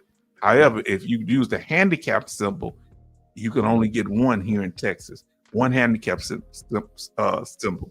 All of them can be disabled veteran plates, but one with the handicap symbol. The other ones, you would have to put the placard, the blue placard in the window if you qualify for it. Now, Charlton say, I'm bitter about PA did me in the house. Yeah, I can imagine. That's why I didn't come home to Houston, because I didn't feel like they gonna treat me right. I went to Virginia. And I don't appreciate the way they treated you either, brother. Free parking downtown Houston, 3 hours. The meters are covered. Veteran parking. In your state, do they have just veteran parking? They have it at Home Depot down here. Do they have any veteran parking signs where you at? Downtown parking, like we said, 3 hours is downtown. I kind of got it overlapped again. And tollways are free with if you get DV tags at 50%. So once you got DV tags, you can ride tollways. Now recreation. You can get in the state parks. Do they let disabled veterans state park? You got to be 60% here to get in the state parks. You got to get your they call it a passport then. They got a different looking card now. I got to get mine updated. And free hunting and fishing license. Some states do it differently. In Lowe's, we have veteran parking. Okay, Lowe's like Home Depot. Yes, indeed. And if you can go to all the state parks and everything. Take about, I think, 2 to 3 extra people with you. Now let's see. Now Charleston say only Lowe's has veteran parking, not Home Depot. You know what? I was incorrect. It was Lowe's. I was at Lowe's with veteran parking. I apologize. Thank y'all for correcting me. Now that I think about it, I didn't see no veteran parking at no Home Depot. Why do you think Lowe's have veteran parking, but Home Depot does not? Now, Jay Oliver say certain parish counties, because in Louisiana they call them parishes, the counties, agencies have veteran parking spots. Lowe's, yes indeed. Lowe's is the one. Now, state parks. Now, who's covered other than the veteran? Who's covered? You want more information about benefits in Texas? Go watch our video, Texas benefits, veterans and their dependents. 20 benefits. We break it down. H-Town break it down. Now, first, who's covered? Who's a qualifying dependent? And this is particular, especially if it's going to be disability, who qualifies as a dependent for a disabled veteran. You have to have at least 30% rating, your spouse, minor children, even children that are not minor, that are helpless children. They may be over 18, but became disabled before they turned 18, and dependent parents. So this would translate over to your state benefits as a dependent. But if you're not disabled, if you live, just be your family or whatever. Now let's see. Lowe's have veteran identified workers also. Yes, I saw the IDs. You know, I have to start paying attention to that. That's true. They honor veterans because Lowe's was started by a veteran in North Carolina. Home Depot founder is a ASS. Oh, Lord. I didn't know it was a veteran. I was wondering why they so vet friendly. Now, to be particular, at the state level, the veteran has to have must be an honorably discharged veteran. That's who qualifies. Dependents of honorably discharged veterans or disabled veterans and dependents of disabled veterans. Because you get certain benefits at the state level if you're disabled, like the tax exemption on the home and those things like that. Now, understand, but under both conditions, you still have to show that DD 214 to show that you're on a discharge, even if you're a disabled veteran. They want to know if you're, they want to know that. Now, family, we went over all that information in an hour and a half. I thank y'all for being patient with me. We were interactive. We said that the reasons veterans in the top 3 states most likely move to these states for some of these reasons, because veterans tend to go to states where it was their place of birth, the state of military entry, where they join the military, number one. Number two, the cost of living of that state. Now, we know that to be true for Texas and Florida, but may not be true for California. In addition to that, number three, no state income taxes. We know Texas and Florida don't have any state income taxes, but California does. Number four, state geography and climate. Well, this is where California wins out, because there are not really any hurricanes there. There are earthquakes and, rarely earthquakes and what do you call it, forest fires. But the climate is beautiful. Texas is hot and sweaty, so is swampland, so is Florida. But it's beautiful places. But hurricanes and tornadoes are a beast in those areas. So there's a give and take when it comes to the state. Number five, economic opportunities and jobs. People going to Texas because that's where the job's at. All right, now number six, 10 top populated states. We went over that. Number seven, the relationship and family ties will draw veterans to certain states. And we talked about online dating.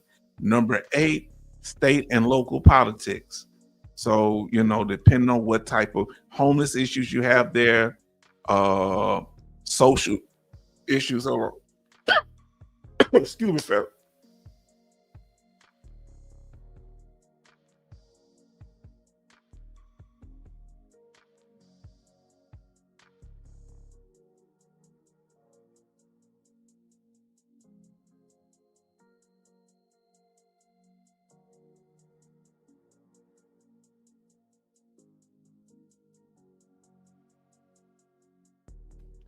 Thank y'all for your patience, family. I need to get some of that ginger root too and some tea. I was gonna make some tea, but I didn't have time. Now, in addition to that, another reason, number 9, is veteran support programs. They have a lot of them in certain states. And we talked about the Veteran Court being one in particular. Number 10, state benefits for veterans and their dependents. Okay, why do so many veterans call? The question was, why do so many veterans call Texas, California, and Florida their home? Did we answer the question tonight, family? Please let me know yes or no. Did we answer the question? Charleston, did we answer the question? Jay Oliver, did we answer the question? Betty Bops, did we answer the question? Let us know. Mad, did we answer the question? Coasty, did we answer the question? Farm Girl Rebel, did we answer the question? Let us know, family. Rose City D, did we answer the question?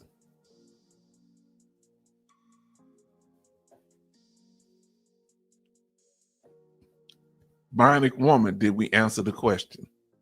Family, let us know. Did we answer the question? Yes, yay, or nay? Vin Olive, did we answer the question? Let us know, family. Okay, let's see. Mad say we answered the question. Jay Oliver say we answered the question.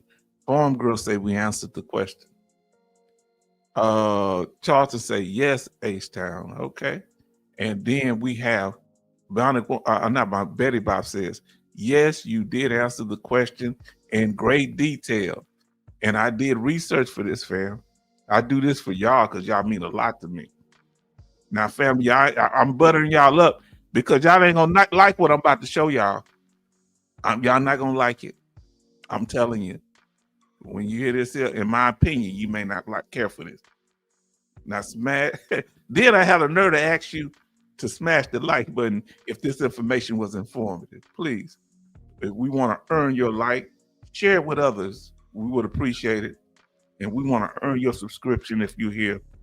We want to earn that subscription. We're not going to cover VA law. We're going to the news tonight. So news is going to be the topic. And we're going to kind of finish on. We're not going to even go over about our channel. We're going to go to the news and we're going to take it here. Say, I probably already heard it. Shenanigans on the hill. Yes, indeed. Oh, they cutting up.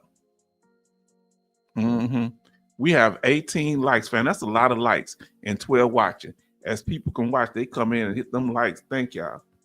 Family. Don't forget that Veterans Day is on November the 11th. Y'all give me some ideas. My daughter gonna be my other vehicle. My daughter gonna be driving this vehicle. I may not have a vehicle. How can I get around on Veterans Day to go eat some food? Because my daughter gonna be out. I want to take my vehicle to be safe. You know, I want to take, my vehicle. So what can I do to get around some of these places to eat? I want to know. Now on Veterans Day, she gonna be gone. Yes, no, maybe. We already asked. Okay, now that's how to play. Oh, now look at this guy. Daniel M. Gade, PhD, Lieutenant Colonel. Okay, I can do Uber. Okay. Say yes, and you say yes, H-Town. I am triggered already. That's why my salty talk tonight is mad. But look, he got to be saying something positive. He's smiling. When he get through talking, he smiles. Rent a vehicle. I might rent a vehicle. You know what? It probably, my daughter said something about it like that. I'm going to rent a vehicle. Say, jaw run. What's that? Jawburn. What is that? Look at the smile. Now, he's a lieutenant colonel, U.S. Army retired. So he got to care about veterans, right? All right, family. Let's see what's going on. Fair use, family. And I thank y'all. If you've heard about it, put a 1 in the chat. If you haven't heard about this testimony from this colonel, put a 2 in the chat. 1 if you've heard about this colonel. If you haven't heard about him, put a 2 in the chat. And family, we're about to get to it. We're going to share this video. We thank you.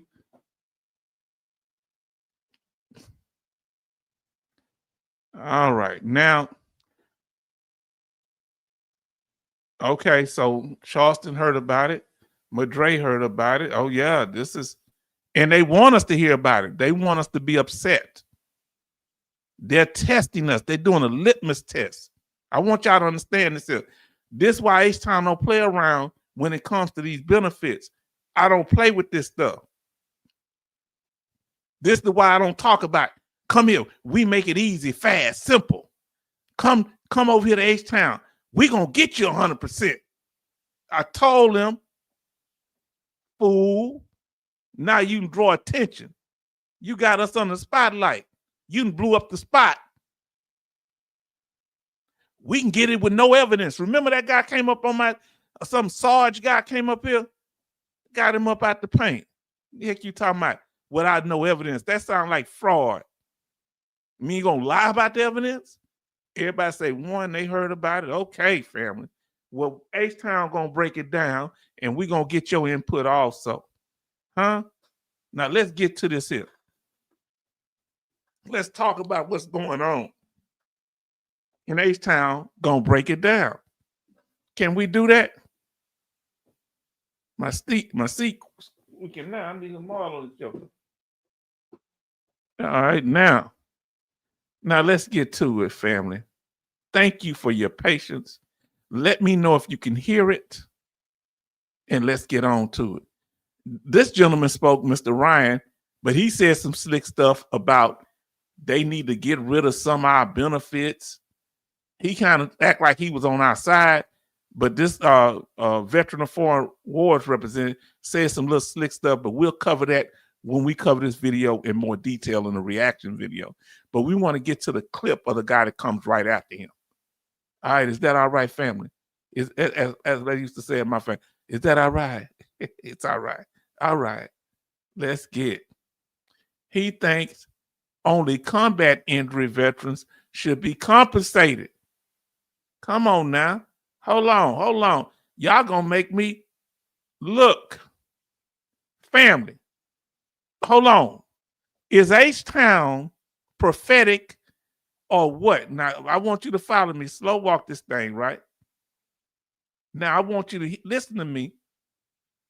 You say a whole bunch of jive. Uh-huh. Now, listen. Haven't H-Town been talking about this thing? Now, tell me. Now, I'm about to pull something up, and I want y'all to tell me. All right? Family, I'm about to pull something up. Hold on, I got it up already. Oh, Lord, they just had it playing right there. Remember I did this? They want to rank veterans, special forces, combat veterans, military officers, female and non-combat veterans. They want to rank us. It don't have nothing to do with rank. It has to do with your injury. I got injuries stateside too. Huh? So if you get injured stateside, they got some combat veterans that don't get injured in combat.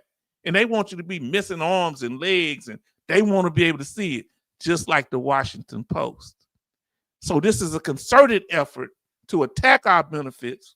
Huh? So who's the worst? We're about to see. Let me get to it. I'm going to ask you afterward, Brother Charlton. He say, I knew the PACT Act in Congress caring about veterans was jive talk. Pastor Dougie also. Pastor Dougie ain't said nothing on this yet, though. You can't bring Pastor Dougie in this. The pastor has went and talked to the Lord, and he want to take. I think God is dealing with him right now. He probably is atoning in his spirit, and he going to come back and atone to us, Brother Charlton. Let's give him a chance. Because I don't think he signs off on this stuff. What you think, brother? Now, let's do this. Oh, here we go, family. Now, put speakers or tell me if you can hear it in the chat. Now, listen, it's not this gentleman. It's the one coming on right after him. The one we showed, the colonel. Thank you. Dr. Gade. Ladies and gentlemen. Dr. Gade. Now, listen to Dr. Gade. Listen to him. G-A-D-E, I think. This the retired lieutenant colonel. Listen. Thank you for the opportunity to testify on the VA disability compensation system. My testimony will differ from most you've heard. I'm a member of no veteran service organization and have no motive other than to help restore the lives and dignity of millions of veterans. So he want to restore the lives, imposters, all. Let me tell you what my elders say. When we were going through stuff as Black people, let me come up on the screen, and I'm gonna use his terminology. See, when the dominant society could defeat us, they'd always find some bootlicking, bug dancing Black person to trot out in front of us and say, "Look, they happy with segregation. They happy with getting lynched and beat. So this the same garbage they trying to do to us as veterans.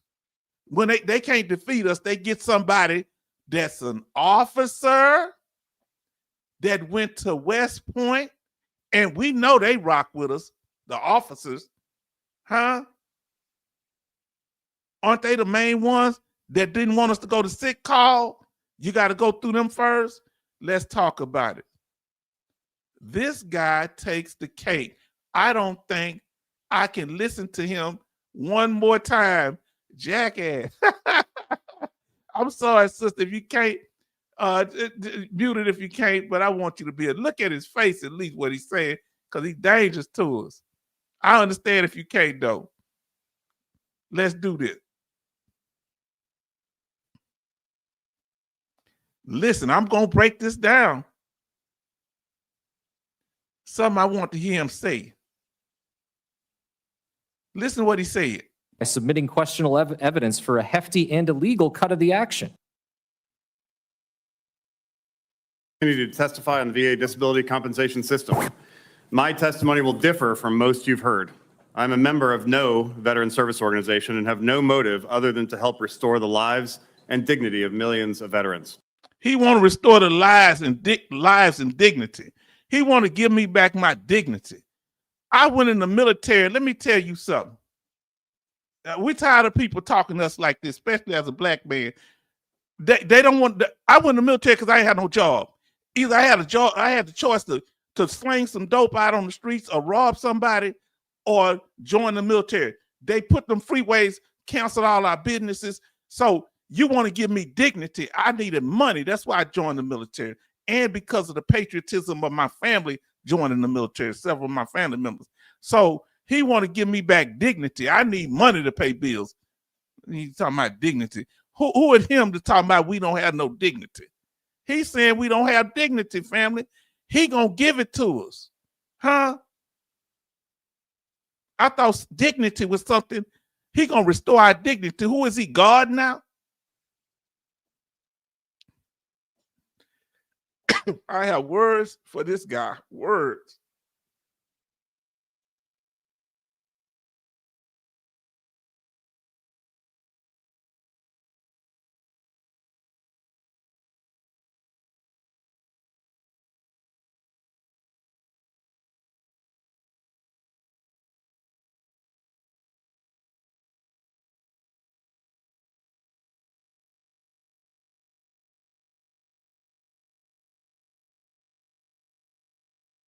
I'm struggling a little bit over here, family, but we're going to get to this.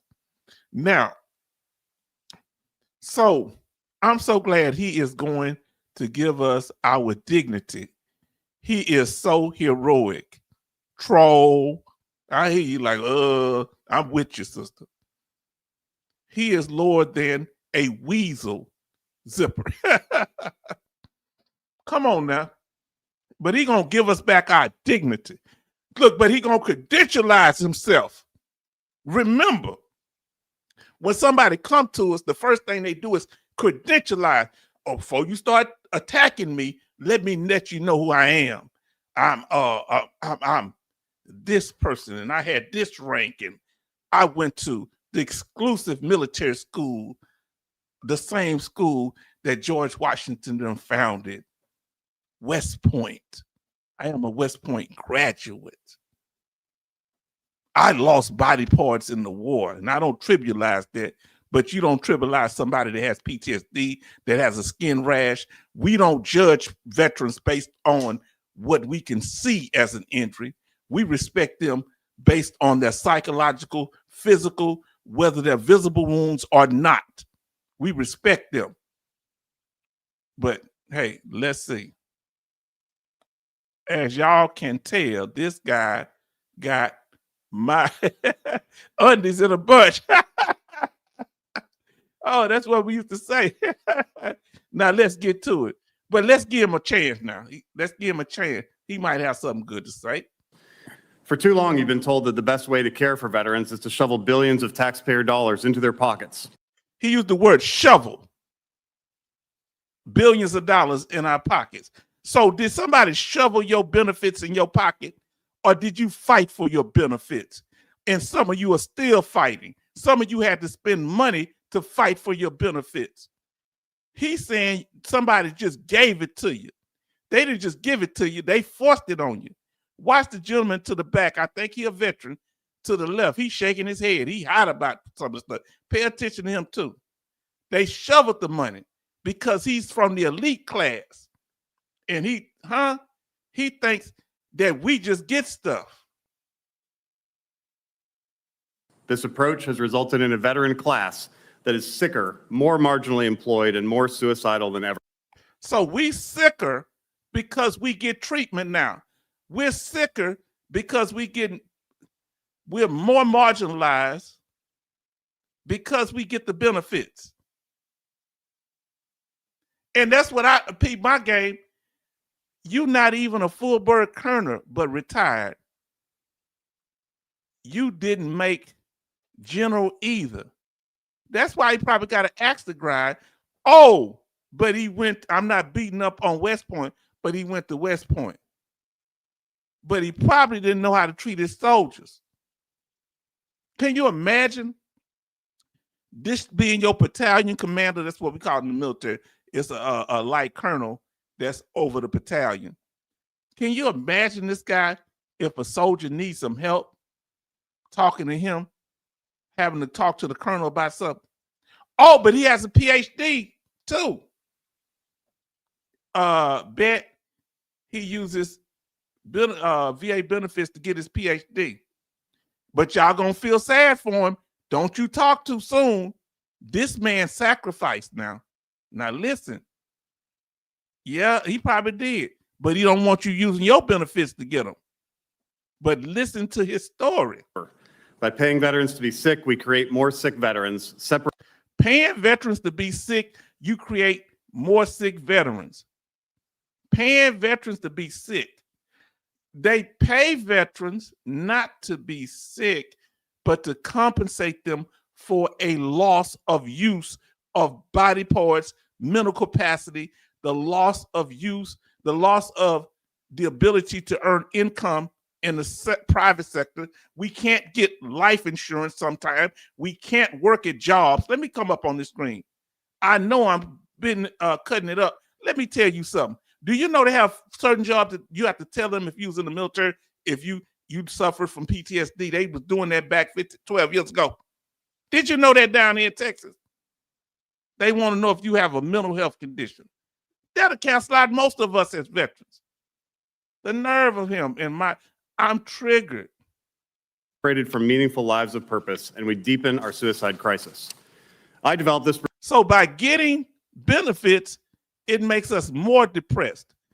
Let me ask you a question, family. Please tell me. The veterans that take their lives over at the VA hospitals, did they do that because they were getting help or because they wasn't getting the treatment that they needed? Please tell me. I want you to hear this man again. I almost called him something. Now listen to what he said again. To testify on the VA disability compensation system. My testimony will differ from most you've heard. I'm a member of no veteran service organization and have no motive other than to. So he ain't part of no veteran organization. He could have just said he act like no was the veteran organization he was a part of. Stop talking all them big words. Help restore the lives and dignity of millions of veterans. For too long, you've been told that the best way to care for veterans is to shovel billions of taxpayer dollars into their pockets. This approach has resulted in a veteran class that is sicker, more marginally employed, and more suicidal than ever. By paying veterans to be sick, we create more sick veterans, separated from meaningful lives of purpose, and we deepen our suicide crisis. So he's saying by us being disabled veterans, we were disabled. We just got the prefix. We were disabled without benefits, but by us getting disabled with the benefits, that make us want to harm ourselves.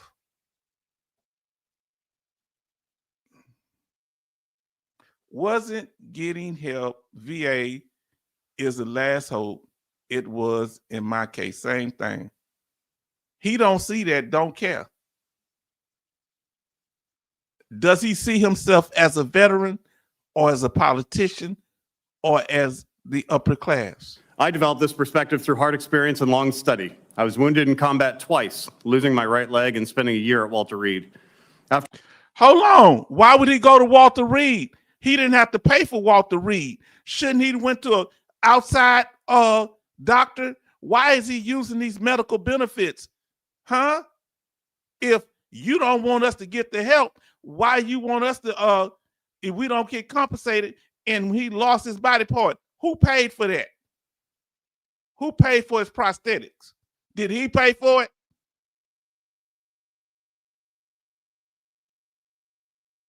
That when he come back from his combat situation, who paid for the prosthetic? VA, right? The same people. And I wonder, is he getting his disability? I bet you he is. You think he turned down that money? Half them Congress people that's in there that we see, they getting their benefits. After recovery, I earned a master's degree and joined the White House Domestic Policy Council, where my So when he recovered, he earned a master's degree and worked for the White House. So you know where he got his mindset from. previously acquired user-level experience was bolstered by my work alongside both the Joel Shalala Commission and the Scott Commission. I later completed a PhD in public policy focused on the VA claims process, and while teaching at West Point, co-led the Independence Project, a randomized control trial demonstrating the powerful link between employment and health. In 2020, Employment and health. Interesting. Mr. Gad is saying, look at me, combat veteran. I know everything. Let me tell you something. I'm about to come in. I'm about to tell y'all something tonight. This guy, somewhere hiding in the back, ain't no colonel up on no front line. He got injured probably from some explosion. Ain't no colonel on no front line. Now you're going to see, the highest you're going to see is a captain that's when I was there. Ain't no general on no front line. Ain't no full bird colonel on no front line. I don't know how he lost his body part. Let me tell you something. Let me explain. Most of the stuff that happened over there, even in Desert Storm, was what Farm Girl Rebel just said. Friendly fire. I'm not saying he didn't. Let me tell you something. Can I break something down? I was Desert Storm, and I want anybody in here who's listening to contact me and tell me if I'm lying. That when we got ready to fight, I was on the front line. Everybody backed up. The blacks up on the front and the poor whites. Everybody, all the other whites went to the back. A few Hispanics. Let me tell you something. In that combat unit, it was like a little ghetto. It was about 60% of us was black. But when it's time for cameras to cut on, everybody rolled to the front. Now, if you tell me I'm a liar. There was a general that came over the Desert Storm just to use the toilet so that he could get a combat medal. Remember, they're giving them medals out to themselves because they're officers or they work in administration. Do you understand what I'm telling you? So I don't rank veterans. All veterans are important to me because we all serve to defend the country. That was just a small part of my military service, being over there. And, okay, I was in combat. Whole bunch of black people in combat. Nobody give a darn about us. Who cares? They don't care about the common veteran. They sure don't like enlisted veterans. If you're not special forces, if you're not officers, they get special treatment. They want to be the only one that get it, in my opinion. Now, listen, Charleston said I had an officer do the same thing in the Navy. A-hole. My commanding officer, Captain Hernandez, a first Puerto Rican aircraft carrier commander, agreed. Come on now. Man, let me tell you something. Let's listen. Man, I don't like arrogance. That's why I have to give special respect. And I salute. If you ever watch this, Lieutenant Rideout at the time when I was getting ready to get out, you was Captain Rideout. I salute you, sir. Sir, that white man was good people. When they were trying to pressure me to stay in the military and they were trying to get me a dishonorable discharge because I wouldn't re-enlist. Did you hear what I said? He cut for me. He said, listen here, H-Town, talking about my name. He said, we served together. You don't owe the military nothing. You did your time. We was in the latrine, the toilet, and he told me, I said, respect, Captain Rideout. I got respect for this man to this day. We chewed the same sand together. You understand? We went from Bamberg, Germany, over to Desert Storm. He wasn't in my platoon, but he was good people. I respected him and I'd follow him anywhere. Whether we stateside, because there's some people I wouldn't even follow stateside. I follow him because he showed respect to the soldier. He let the sergeants run things. I'm sorry, family, I got a little fired up. Sorry about that. I do apologize. I don't like when nobody pick on veterans. And maybe I'm sensitive. I got to let him speak. 2021, I published Wounding Warriors, How Bad Policy is Making Veterans Sicker and Poorer, and recently served 2 years as Virginia's Commissioner of Veteran Services. So he's a commissioner, getting all these high petitions, and how I guess the VA medical treatment is make you sicker. How do treatment make you sicker? The surge in disability claims is not due to combat injuries, but to a culture that rewards illness. They reward illness. Where did you get the illness from? The illness is service connected. I thought this guy was a college graduate. The illness is service connected. That's the only way you can get treated for it. He leaving out service connection. I thought he did all his research and all his PhD studies. I'd break this guy down in a few seconds. He wouldn't talk to me. His bigotry would come out quick with me. Huh? Yeah, it come out quick. He say how I really feel because I shut him down just with words. He couldn't even talk to me, PhD and all. Last year alone, over 450,000 new compensation recipients entered the system, while total combat wounded from the global war on terror number around 50,000. Listen, we don't judge VA disability just based on combat wounds. My wounds were not on the battlefield. My PTSD developed and got worse as I left. I have no physical wounds like that. That's I do, but I'm not service connected for them. I have serious mental issues. So that's very deceptive and deceptive. Half lies are a half truth. Half truth is a whole lie, and that's a lie. Because you don't have to be a combat veteran to get VA disability. Not at all. You have to have an injury in service, not in combat. But shouldn't he know this? Being over all these commissions and stuff, he seems like he has a political agenda, in my opinion. I'm sorry if I'm being a bit biased. I'm chopping this fool up because he's talking dumb talk. Last year, more than 270,000 veterans began receiving compensation for tinnitus. Why he pocket watching? Tinnitus is the highest paid disability when we went over the top 4. Why is he pocket watching? And you're not getting paid but a little small amount. It might be 0% where you're not getting nothing. And shout out to CF Dib. He covered this too. Shout out. That's why I learned about it. That most that do have a compensatable rating, it's mostly 10%. I mean, he don't want veterans to get 10% for tinnitus, the ringing in the ears. Which is 100 times the number of GWAT amputees over a 20-year period. 100 times of amputees. So he's taking everything back to his personal experience of losing a limb. 100 times. Yeah, you getting probably full benefits or at least 40%. Somebody walked your stuff through most likely. But yeah, that's going to be more people with minor disabilities. They're not getting paid. But like 10%, what, $100-something a month? That's cold game. That's cold, man. Blessedly high survival rates from combat wounds are not the cause of the growth. So survive away from combat wounds. Everything back to combat wounds.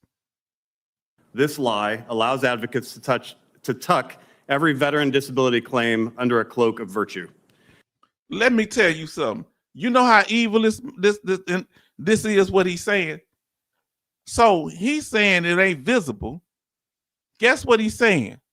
That somebody, I ain't putting words in his mouth, but he's not talking about people that suffer from MST, military sexual trauma.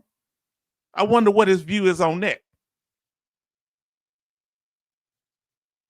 Instead, the avalanche of claims is driven by nonprofits and pay-to-play claims companies that encourage veterans to selectively exaggerate or falsify symptoms to, quote, grab all they can. Wow, grab all they can, exaggerate symptoms. And part of it is some of the groups, but the whole thing is How did he know we exaggerating? What veteran out there saying I was exaggerating? They only have a few fraud cases. Man, if this man don't sit down, let's continue. End quote. Aging, genetic, and lifestyle conditions are increasingly labeled service-connected, resulting in tens or hundreds of thousands of veterans rated as 100% disabled who have no true incapacity or whose incapacity would have eventuated regardless of service status. Is he a doctor? We do not get an increased severity based on our age. Am I right? We get an increased severity based on the condition getting worse. If our condition gets worse as we age, we already got the service-connected condition, so it may get worse. They need to compensate us for it. I propose two principles of reform. One, meaningful employment is powerful medicine. So employment is medicine. Meaningful employment. A 2020 paper called Employment a, quote, critical mental health intervention. Unfortunately, veteran participation in the labor market, especially among men in prime working years, is markedly lower than their civilian counterparts and has been steadily declining over the past 20 years. Let's get something straight. We've had the Gulf War last for how many years? A couple of decades or so. So you got young men getting out that's been part of explosions, young women who's been part of explosions, and all this stuff. Yeah, they may not be able to do nothing when they get out. I know one, when I was in my treatment program for mental health, thank God he was there. That young man lost everybody in his platoon, but one guy that lives in Hawaii. And his family had to take him to the hospital because he was drinking till he was overdosing on the alcohol. And by us being there, he was such a nice person. If you met him, you see how good of a person he is. But he just had problems. Yeah, come on, man.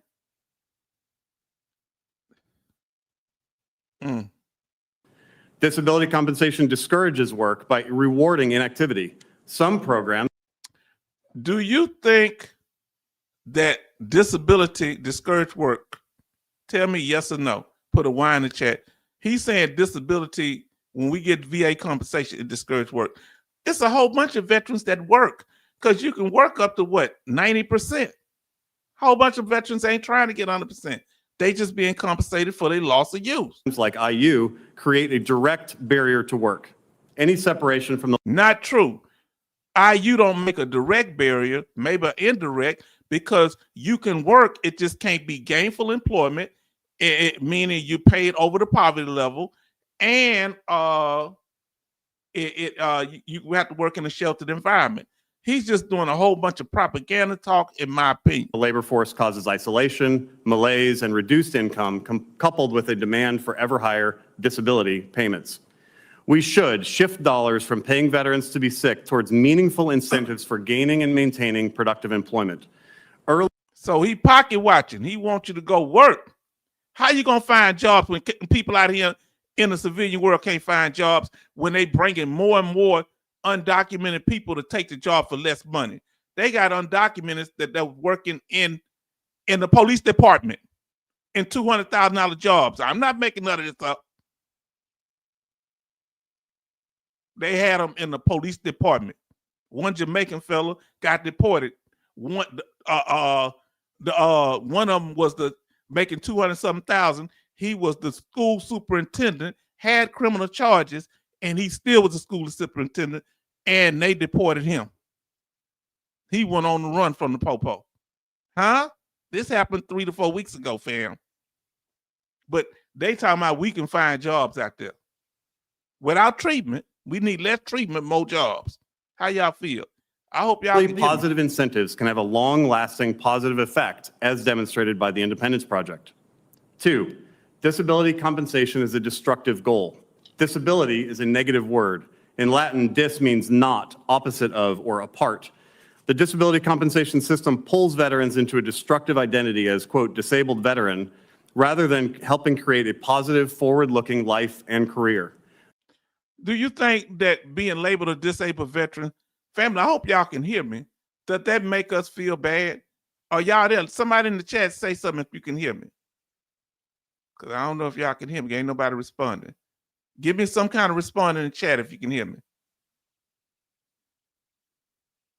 Make sure we still here.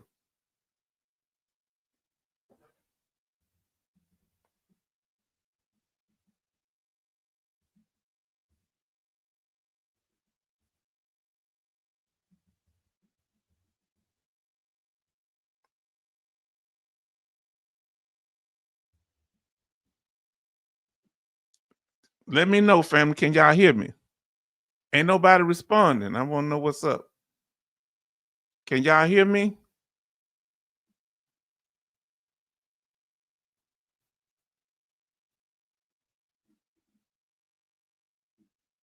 Because I ain't got no response after our brother.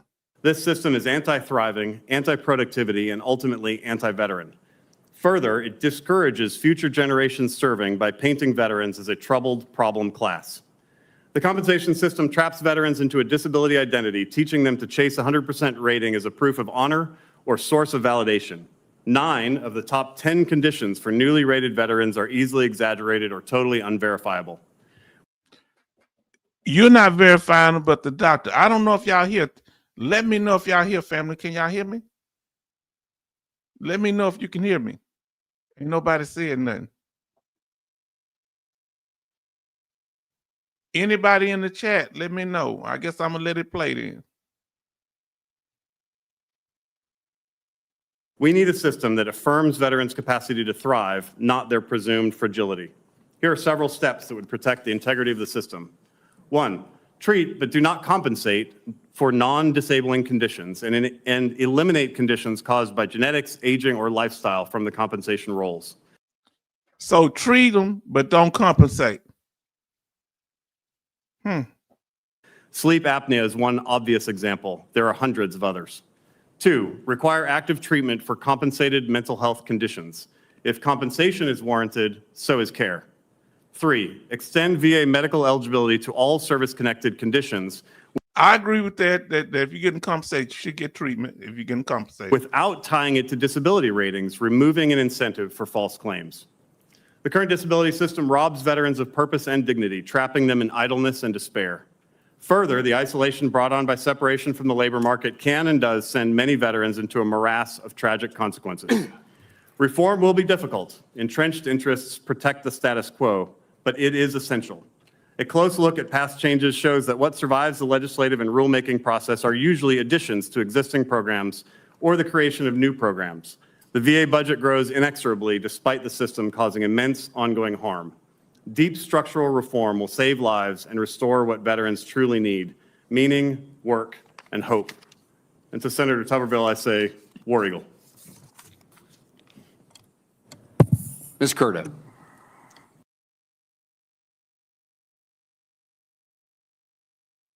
Did y'all see that boo-boo grin he put on? They put him up there because they want him to say what they couldn't say. Now look what he said again. Separation from the labor market can and does send many veterans into a morass of tragic consequences. Reform will be difficult. Entrenched interests protect the status quo, but it is essential. A close look at past changes shows that what survives the legislative and rulemaking process are usually additions to existing programs or the creation of new programs. The VA budget grows inexorably despite the system causing immense ongoing harm. Deep structural reform will save lives and restore what veterans truly need: meaning, work, and hope. And to Senator Tuberville, I say, War Eagle.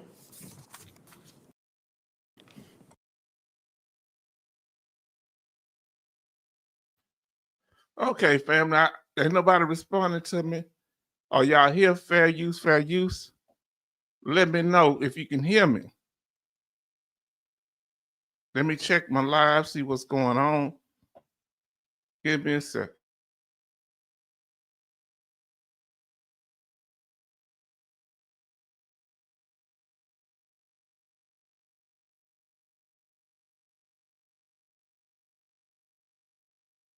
Okay, something wrong with my chat. My chat done froze up, but I can see y'all over here. So I see what y'all saying y'all can hear me. I'm sorry. It's a okay. I can't see you on my Somehow the chat got cut off. Sorry about that. But I can see you on my iPad. So let me respond to you over here. Do apologize. I was scared. I was wondering what was going on. Now, let me read it from my iPad because it's not coming up on my screen over here. So we have Mad say you can hear me. Farm Girl can hear me. Betty Bob say sound is good. Farm Girl, can you see us? No, not on my screen on the computer, but I can see you on my iPad. So this is a different thing that happened here. Sorry about that. So now Gary Walker say loud and clear. I ain't gonna be able to pull it up because it won't come up on the computer. So I do apologize for not being, but I will read your chat. Now listen, Charleston say, yes, H-Town, we hear you, just can't respond to this a-hole. And then pair and suffer is barrier to work duty. Now, Farm Girl say, yes, you must have your chat shut off. Yeah, I don't know how I shut it off, so I do apologize. I must have shut it off and not even realize. But it's on over here. I can see it on the screen over here. And then thank y'all for being patient with us, okay? Betty says she can hear. Farm Girl say, geez, this guy is insufferable. I can hear. He's been waiting to say this a long time. Look at the grin on his face. Why would he be happy to do something like this? Does this seem like somebody that respects veterans? Do you see his face? Does he seem like somebody that has respect from veterans? After he got through talking, look at the grin he has. He know he's upsetting veterans. He know that's disrespectful to veterans that earn his benefits. But he said, if you not like me, graduate from West Point, lost a limb, combat veteran, so he say. And yeah, I said it, because a whole bunch of people talking about they combat veterans, they was in a combat zone. They didn't see no combat. I'm not saying he didn't, but the nerve of him to attack us. Then obviously you can hear me. J. Oliver say you can hear me. Vin say, I think his chat is shut off something. Okay, yeah. Betty did his block himself. I hope I didn't, but y'all can hear me, so we good. Now, LOL, this one Farm Girl Rebel. Now we can all troll into troll. we can all turn into trolls. Yes, indeed. We can hear you. Okay. H-Town been blocked. I blocked myself. What kind of stuff is that? Now I say LOL. I'm trolling. Was short. H-Town, you look in his background. He is not a real veteran. We got to go into that. Send me some information on his background, because he don't talk like a veteran. I don't. Maybe he is. He talking about he's lieutenant colonel. He don't look like nobody that interacted with soldiers. Fam, I don't know what to say. Do y'all see the look on this guy's face? Do you see the look on this guy's face? After he said horrible things about veterans and our benefits, saying that we mental health problem, it makes us want to unalive ourselves. Do you hear this guy? This guy sounds sadistic to me. Now, family, that's what I was saying. Okay, oh, that didn't work out good. Now, as long as y'all can hear me, if y'all stop hearing me, let me know. Y'all can hear me. So let me know if something go, because I'm looking at the chat over here on the side. So, fam,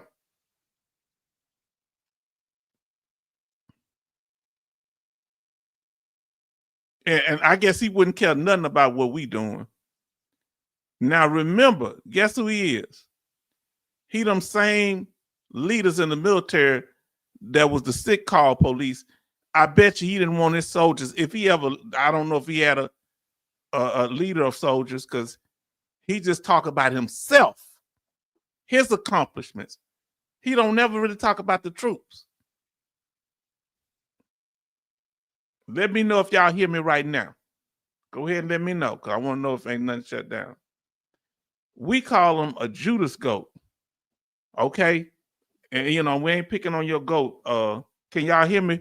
Put something in the chat, because I want to see you on my iPad. I want to make sure I'm still being heard. Can you hear me now?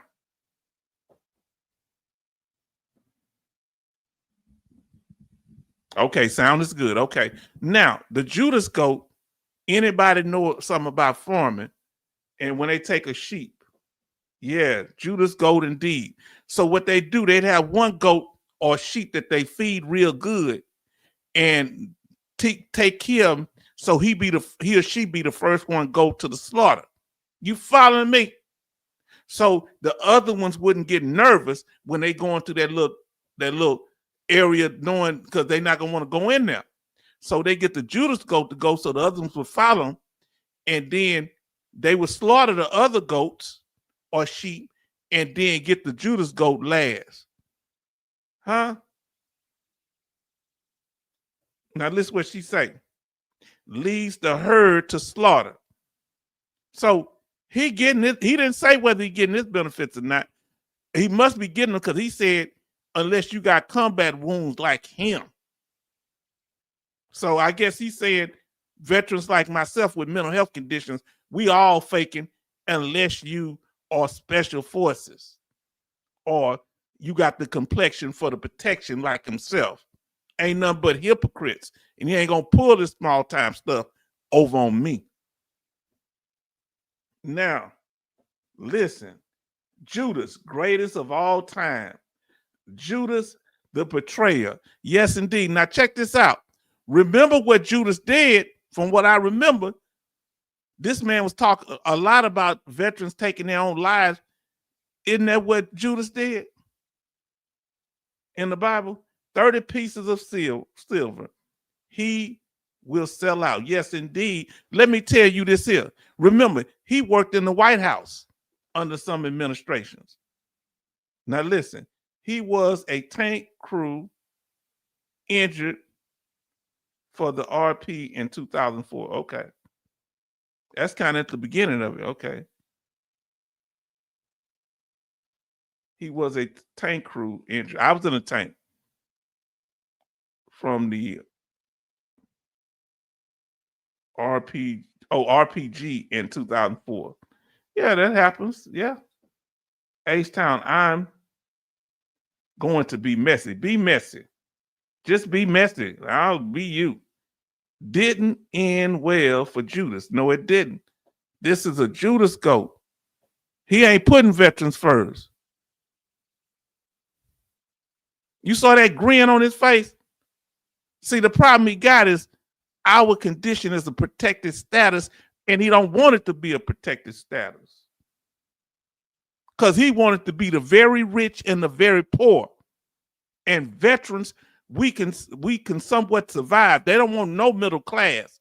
We're not getting rich off these benefits. Now, officers were in tanks, H-Town, lieutenants, captains, but a lieutenant would be up on the front. Let me get this straight. So let me get something straight. Wasn't no colonels up on no front line. Wasn't no lieutenant colonel on the front line. He was in a tank back behind. But guess what? Just because you back behind don't mean you can't get got. You understand? No, the platoon's up front. He's in battalion headquarters. The battalion leaders are in the back telling us what to do. So he just got in the back. Most likely. But ain't no colonel up on no front line. You want him to go out first? Then how in the world, who gonna be telling us what to do? Who gonna give us orders? You understand? He get the orders from the big people. Let me tell you something. When you in tanks, see, I live this, so I ain't making none of this up. But he had one partner want to take out the lieutenant. The lieutenant get the information from the captain. The captain gets the information. They all on tanks, okay? Understand, a platoon of tankers is 4 tanks. So you got 4 tanks in Alpha Company, 4 tanks in Bravo Company, 4 tanks in Charlie Company, and 4 tanks in Delta Company. I think it was just so that's 4. I may have Echo. I think so. 4 times 4 is 16 tanks. That's just the tank company. I mean the tank. Now, okay, hold on. 4 tanks. In a platoon. So 4 tanks in a platoon, and there's 4. I believe there's 4 platoons in a company. Okay, you follow me? So that's how that goes. So it's quite a few tanks. All right, 4 in a platoon. So in my platoon, we had 4 tanks. You had the lieutenant on one.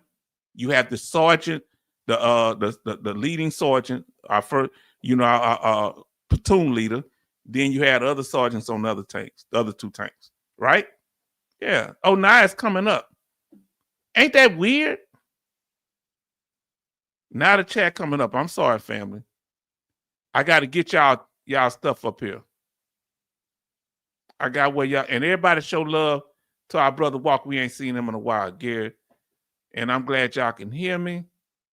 Let me get y'all information up here, and I appreciate y'all. We just been there 2.5 hours, family. Sorry for those that are watching this recorded. We had some technical difficulties. All right, let me see. Swarmy face. Yeah, look at him. Look at him. I want you to see this. Look at that face he got right there. Look at that face. This is, man, do he look like he have respect for veterans? He more concerned about Congress than he is us. Why they don't have us talking? And that veteran that was behind him, I'm surprised he didn't get up out of his seat. That's all I'm going to say. Betty did. He blocked himself. Yeah. How in the world he's the lieutenant colonel or major, and how he get he wasn't leading properly. If he got where they can anybody catch it straight, that sounds like it might have been something going on, like it was friendly fire. Most of the stuff that happened over there was friendly fire, family. I must tell you that. The chat is back up now. Charleston say Farm Girl Rebel. Obviously, with deportation, shortage of slave labor, so corporations need veterans to do menial work. Boy, that's sharp. So they want us to get back out there. Won't he get out there and work? Why the elites can't go out there and work? My God, associate. It's a LOL. We can also, that's back earlier. Let me see. It say how he sleeps at night after that incident. Here did get hurt while he was still in service. I don't know. He say he lost a leg, but that could be from like gangrene. It don't mean it says RPG. It could have took it off, or he inside a tank. How he lose a leg? Unless the tank, you can sometimes be going out of certain things, and you can lose body parts like that. I don't know.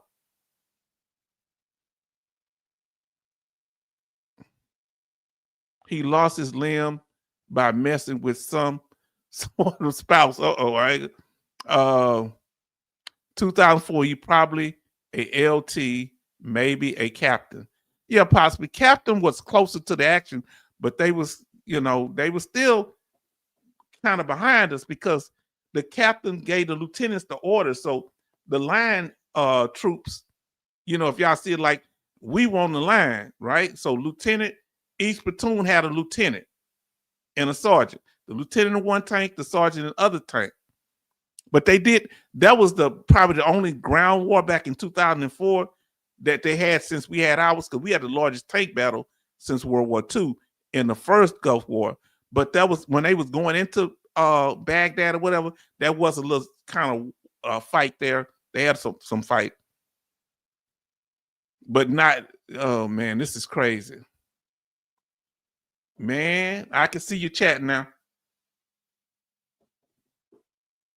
Now, Farm Girl say, I'm not seeing some of you guys chat in the chat. I'm missing some of the message too. Weird. Huh? Could it be what we talking about? Fam, could it be what we talking about tonight? I don't care how he got injured. He is still a jackwagon. Tell me what a jackwagon is. A jackwagon. Tell us what that is, Farm Girl Rebel. I don't know what a jackwagon is. I'm from the South and don't know that. Betty, what self-respecting woman would be with this nasty thing? He looked creepy. Oh, he would brag to you about how he's went to West Point, and that would just win y'all over. Jackwagon and Jarbini are the same thing. What is that? I don't know what they are. Never heard the term. Only word I could think of, Charleston. Farm Girl Rebel, he was an officer and younger. Okay, yeah. You know, usually if you lose a limb, you end your career right then. But they probably let him stay in and get ranked. Family, come on now. Let's get back to it. They problem got is we're protected status and they want to take our benefits, fam. Okay, jackwagon is an idiot, buffoon, jerk, obnoxious. Oh, hold on. This is a lieutenant colonel retired. Do you want to retract your statement, Farm Girl Rebel, who was a combat veteran? Huh? So that means he I guess he knows more than all of us. He credentialized himself. I don't see myself better than any other veterans. I'm not special forces. I got respect for special forces, but I don't see them no better than me. If they said they was, buddy, I know what you were doing over in Desert Storm. When they Desert Storm, they was like breaking stuff off the tanks, dismantling the tanks. Okay, we appreciate that. Probably some other stuff. Yeah, but we wasn't sneaking around. We had to fight them. You understand? Head up. And it ain't fun hearing missiles pass right by your tank, scraping the side of your tank. That wasn't fun. I still think he would be a jackwagon even then. Jackwagon knows no boundaries. So you think this fool would never stop talking? Lieutenant Colonel, officer and a gentleman. Hardly. Man, y'all giving this man the business. I shouldn't have went off on him. See, the problem they got is they need workers to work out in the field. They want us to be the slave labor now. That's my opinion. See, we getting this passive income. So they say, you know what? We created all these wars. We had all these people out there in the military to serve their country. We convinced them, and we had them working, and they got injured from chemicals on ships, on bases, because all these chemicals come back to bases. Camp Lejeune, and then they got a problem. Why? Because of the PACT Act. So many veterans start getting benefits. They want us to just pass away. But instead of passing away, we getting passive income. They want our income to be active. They want to work us till we pass away. Say, good job. Like Malcolm X used to say, that when it's our house, that when the master sick, we sick, boss, we sick. Oh man, H-Town, anyone can lie and make up stuff on the internet. That man was always jerk. But you know what's sad? He ain't on the internet. He's standing before Congress. We don't get to stand before Congress, and we the veterans, Why they don't want to hear from us? They want to hear somebody talking like this. Fam, this is getting heavy up in here. I thank y'all. Let me put the music back on. Let me get something calm. Yeah, put some calm music on. I don't go off. Look who in the house. Betty Bob say, that's me not using my real sailor mouth. You gonna use your sailor mouth? Then we have MG Smith, the H-Town. Good evening, and the family. Good evening, my brother. We just saw a video. You missed it, or you may want to miss it. But the problem is, they feel that too many. They don't want us to get a dime. He was criticizing people with tinnitus, and I think the highest you get for tinnitus is 10%. He was mad so many people. He say it's more people getting tinnitus that got combat injuries. Only 50,000 got combat injuries. And I'm sure you're talking about physical. Say, oh, please don't, shipmate. It will trigger my sailor memory. Now, Betty Bob say, H-Town, we have not perfected how to lie our way in Congress. So he say we lying, but he say he worked in administration. You don't think politicians lie? So I wonder, did the politicians he worked around lie to him? Now, what they want is not just low ratings. They want all of our ratings. Now, H-Town, say hi, evening, Mike. Thank MG Smith, thank you for being in here. No, they want all, they only want certain people to get these benefits, fam. Y'all better listen to me. They sitting, they really looking at us that's got 100% unemployability, anything 70% or more. They want to get the small rating. They want us all working. They want us working in a shoe factory or something, doing on a sewing machine. Huh? Come on now. They want to target these benefits and they want to dismantle them, in my opinion. That's what they're doing. Ain't just my opinion now. See, what he messed up is conditions are based on, there's a range of severity. He cannot, hearing falls in low severity, okay? But when you get the PTSD, back problems, you can get a total disability. Not all conditions have a total disability. You get compensated based on the severity level, not on what he thinks that a veteran is faking. Who he get to choose? People sitting around, why is VA disability tax free? He's trying to feed raw meat, in my opinion. He's trying to feed raw meat to the average civilian person, non-military, to vote against our benefits. They're trying to create a climate against us. Now it's too many of us. They created these wars and they want to get us up out the paint. Charleston say, good evening, Betty Bob. Okay. Now he was one of the that spoke to WP. Yes. Let's see. Now, who was WP? And this is what they want. They don't want us getting no raises. They don't want us to get this compensation at all.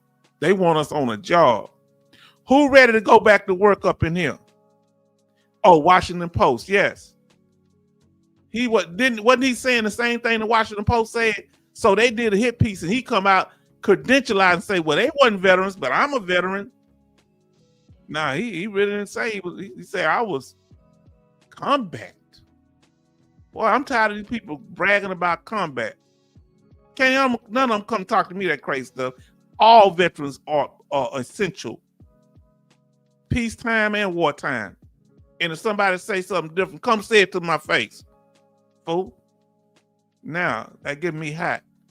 I don't believe the Washington Post was a plant piece to get. I do believe, I'm sorry if I'm going rebel. I do believe the Washington Post was a pant piece to get the Will Greaves. So now this person can come back and co-sign it. And they credential like, I'm a lieutenant colonel. I'm a graduate from West Point. I'm a missing a limb doing combat, injured twice in combat. Wow. So guess what? What comes out of my mouth makes sense. There was and my brother was talking about this. I want y'all to hear me. I want to say it was in Rome. There was a combat veteran. I want y'all to listen to me. You can keep chatting. There was a combat veteran who he was a war hero. He had all these scars. He had fought most of the battles, and he was going to run for office. Follow me.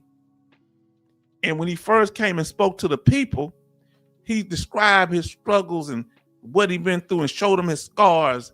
And that was they want to vote for him, right? Then he come back another time. Guess what he did? He come up there with all them big time leaders talking about how start bragging and stuff. Now he had been in combat and stuff, but bragging, talking about what the people, he's for the upper echelon people and all this. So now they get to hear his real thoughts, and the people turn against him. If he'd have just kept his mouth shut, see, you got to know how a person really feels. And you got some people do tell war stories, pretend that they did stuff. Oh boy, this is getting heavy. Now there's a whole bunch of people lie and tell war stories now.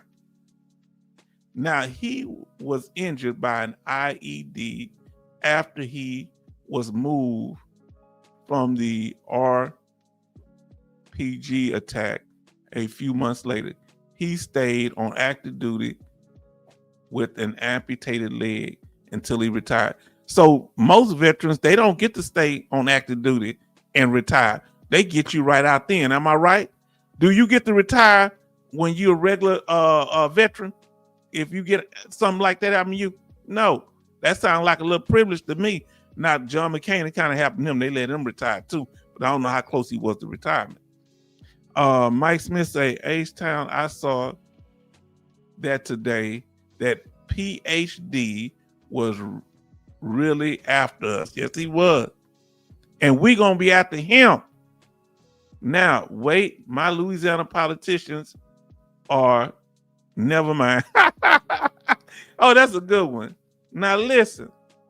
Charleston say, I worked for decades with hearing loss tinnitus. It was hard, but had family to support. Also struggled with PTSD. VA did Nexus in 1999. I just filed now as though I didn't get it in combat, and it don't matter where you got it. My question is, what you think he would say about your tinnitus if he was in charge? Look like he's trying to jockey for a position. MG Smith in the house. Jay Oliver, hey brother, yes indeed. Family, what's going on here? Are we in the twilight zone? What's going on with this crazy stuff? Veterans turning against veterans? Now look, they're gonna want to get rid of not just the temporary ratings, they're gonna be trying to get rid of the permanent ratings. Don't fool yourself. Because he didn't say that anything was off the table. They trying to get a movement, and they want to see if we're gonna sit back and don't do anything. We have to fight to protect our benefits. Look, but we got to watch out for the money traps. Some of the stuff is self-inflicted wounds, okay? So H-Town, they're after anyone with entitlement. Yeah, and when he say entitlement, he talking about VA entitlement, that you're entitled to. Watch, when you're going for these benefits, something, this is what they're using as fuel. People that talking about, remember all these things they've been doing for years? Guaranteed 100%, make it easy. This set us up. They didn't like us, but this gave them cannon fodder to come against us. Watch what you say. That's why I did this video. They never liked us having the benefits. They want us to be like the World War I and World War II veterans, don't get no benefits. Huh? And see, a lot of these people that's doing this, offering help, they doing it on the back of the veteran to get what they want, your money. So be careful when people talking about they helping you. And we gotta deal with the elephant in the room, veteran greed. You should get the benefits that you're entitled to, not what somebody promising you 100%. And you know you don't have any thing, you don't even have a condition. Come on now. Family, we talked about it tonight. Family, we went into it. What y'all think of? What y'all got to say? What y'all think of this guy? What's your opinion? We're in the after party. History repeats itself. Now that they're downsizing the military, they want to come after us veterans, and they trying to get that money back so they can have it in Washington to spend on themselves and to use it for their political gains. Huh? They doing the Birdman hand rub. Yeah, we take they 100%, we take they 10%, we take this, we can have them as poor peasants and we'll be at the top. Because I went to Harvard. Whatever, man. Well, our president is not building that ballroom for us. Exactly. That ballroom is not for us. I don't get Gad speaking so. I don't get Gad spending much time with the rank and file veteran. I don't think that I don't think that spend much time with the rank and file veteran being serviced by the VBA. Yes. Who in here think he got his benefits though? Let us know. Family, what do y'all think? Did we go over it tonight? Let us know. We want to hear from you now. I know it took a little while. I told you it's going to be any questions, comments, or concerns, fam. Let us know. And I got one of you. How's that weather and the climate where you at, fam? The temperature, I mean. Family, we went over the information and we talked politics tonight. I want to know what tell us what your temperature is where you at. And what, you can let us know what state or city you in. Family, what y'all think? I got my doggone thing behind me. Family, I got my jacket back here. I thought I'd pull this off, man. I got my little jacket back here. Farm Girl Rebel, what would you say to him if you were able to talk to him? What would you say to him, Farm Girl Rebel? Mike, if you had a chance to talk to Mr. Gad, what would you say to him? She say right now it is 41 degrees in Minnesota. Then Mike says, like you said, MG Smith, said, like you said, he got his and he doesn't want you to get yours. Because if he didn't have his, he'd be saying, I don't get VA disability. I'm injured, but I don't get any. No, he justified getting his because he say he was in a combat zone. Everybody in a combat zone don't engage in combat. You can catch stray missiles. They sometimes target headquarters. Did you hear what I said? I remember some reserves that were over there with us in Desert Storm. They was back at the tent playing cards when they sent Scud missiles on them. Now they were supporting us. They were doing what they need to do. We don't want them all on the front line because then we ain't got no food, no fuel. No, we want them to do what they were doing. We needed them. Charles say 50 degrees clear in Pennsylvania. 53 degrees better and cloudy in Baltimore. Now, y'all let us know, family. How do y'all? And I want y'all to tell me on a scale of 1 to 10, how bad does this boil your blood?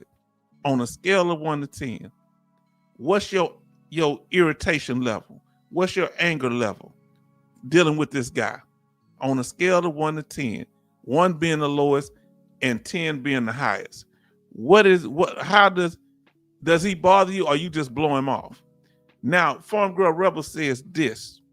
Let me take this off because I'm tired of seeing his ugly face. Little smirk grin. How bad does he irritate you? Or do you support him? Let us know if you support it. Now, listen what Farm Girl Rebel said. Farm Girl Rebel said, I say, come with me.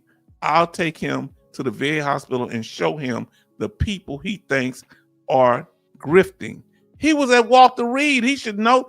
They used to have rats running around Walter Reed. Huh? They treated the veterans horrible at Walter Reed at one time. Then I show him my 100K plus spinal surgery bill that was done on my dime. What you think he'd have to say then? Now, Mike says 46 degrees and clear in Cooksville, Tennessee. Let me see what the temperature is here.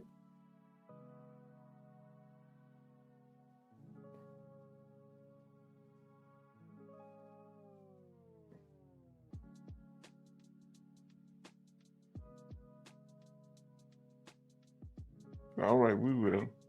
Got a good message for one of our good family here. Now, let me see what temperature. It's 58 degrees here in Richmond, Texas, right outside of Houston. California weather, baby, California. Now, MG Smith said 10. How does it make y'all feel, family? How, on a scale of 1 to 10, do y'all anybody agree with him? Can you give him benefit of the doubt? I respect that. Parades, balloons, walls, and rallies. Now, Jay Oliver says 68 degrees and cloudy. 10, MG Smith say. Now, listen, I don't know why Lieutenant Gadd is so mean. Maybe he has PTSD. So he might be vindictive. I don't understand why he would. What is his problem? Do you think he has an axe to grind against veterans? I'm gonna tell you something.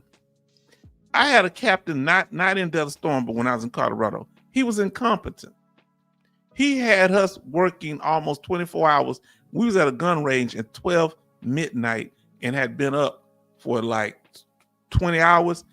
The colonel had to give him order to cease that and let the soldiers go home and rest. So some of these people are incompetent.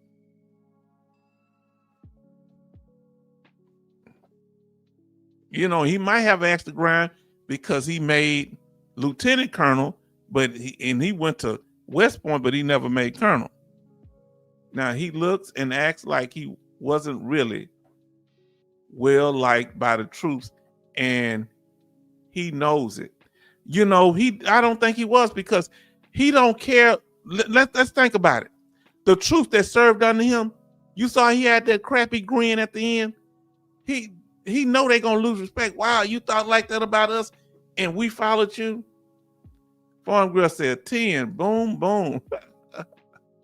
And that's just anger for the will. She's just saying anger. Family. He keeps getting passed over. Yes, by women. He getting passed over by rank. And he stood out. But I went to West Point.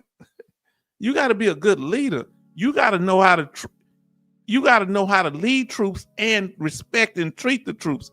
Let me tell you something. Now, I'm not one that's big on the South, but Stonewall Jackson knew how to lead soldiers. That's why they lost the war. His problem was he wouldn't follow protocol. He was supposed to not go out by himself. He liked to walk outside the fence by himself. He was a general in the Confederacy. And a soldier, regular soldier, on guard duty, took him out because he wasn't following procedure.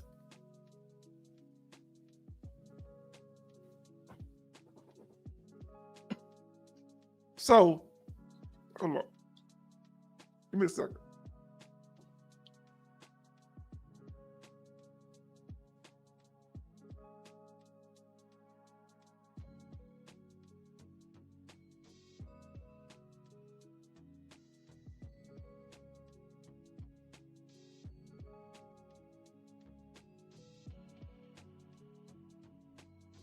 Yeah, we all met this type. 10. Say J. Oliver, say crab, lobster, all types of seafood, fired up. No, he in Louisiana, so you know that spicy stuff.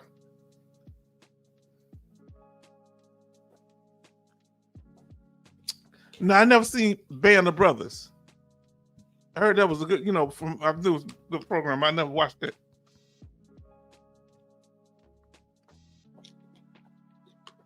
Ooh, gotta drink this water.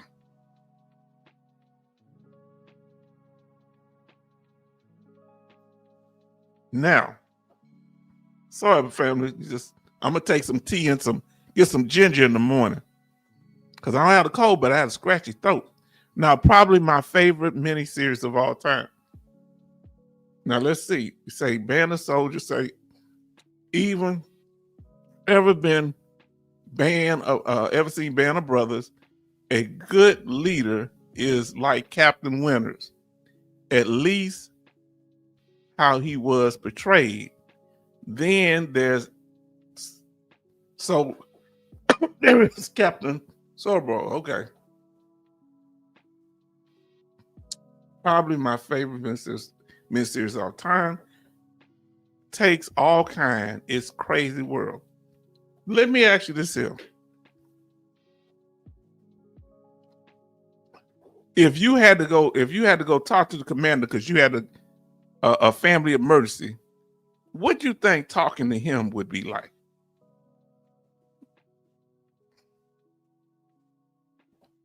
No, he does he seem like he's in touch with people? I don't know. Y'all let us know in the comments. He lost his sentence rates and has a mission to win next time. Oh, he was running for the Senate? That guy was running for the Senate. Gad was running for the Senate. Who was running for the Senate? Please let me know before we leave. Let me know.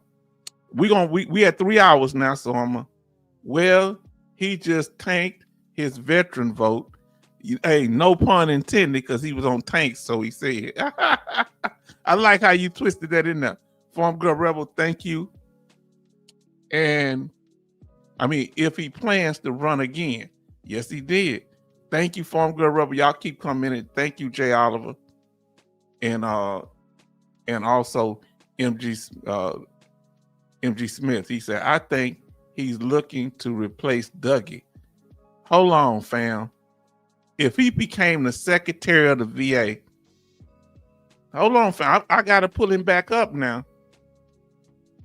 Hold on now. Hold on. Wait a minute now. Wait a minute.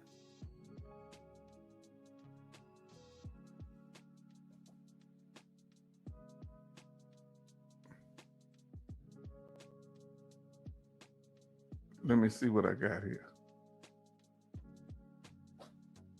Hold on, family. Tell me this here.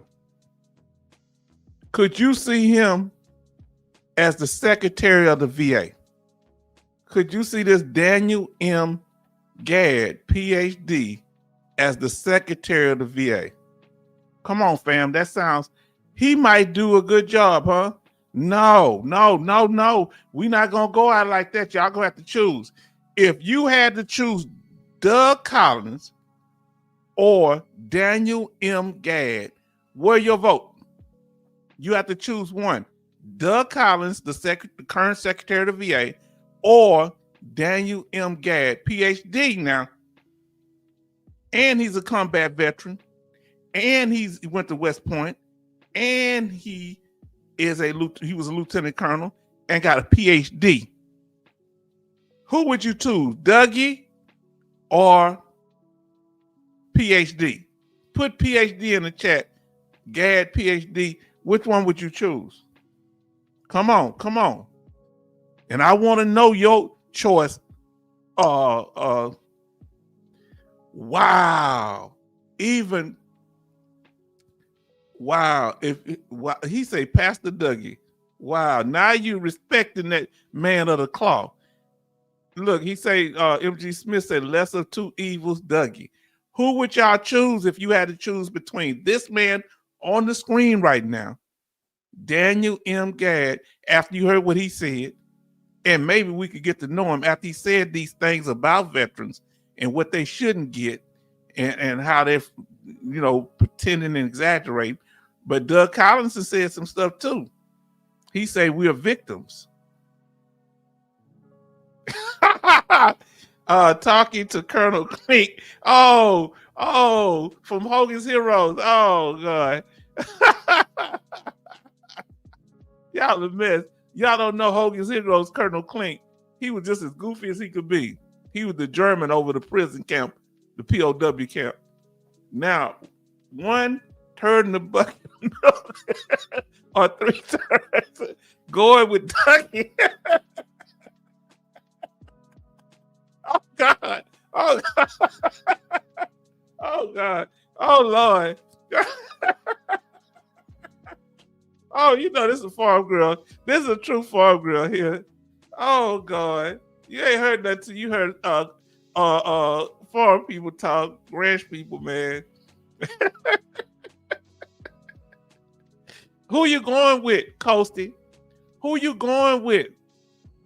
J. Olive, if you said, who you going with, Dougie, or you going with the PhD here, PhD Colonel? Who you going with?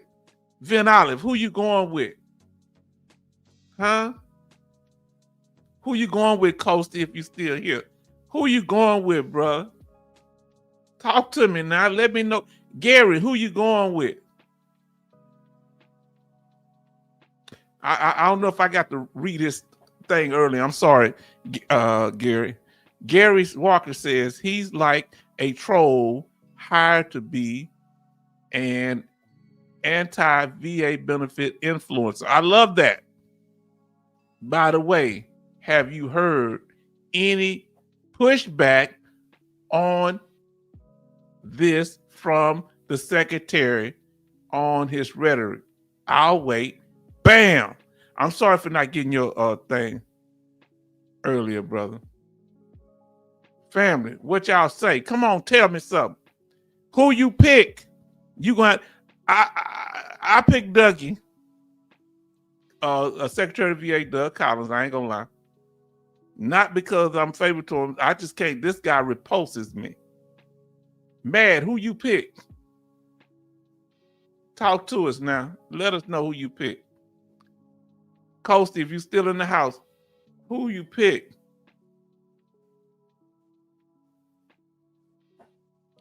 Bionic Woman, if you still in, who you pick?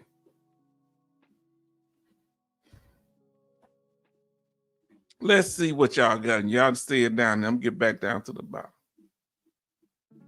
Man, this is heavy.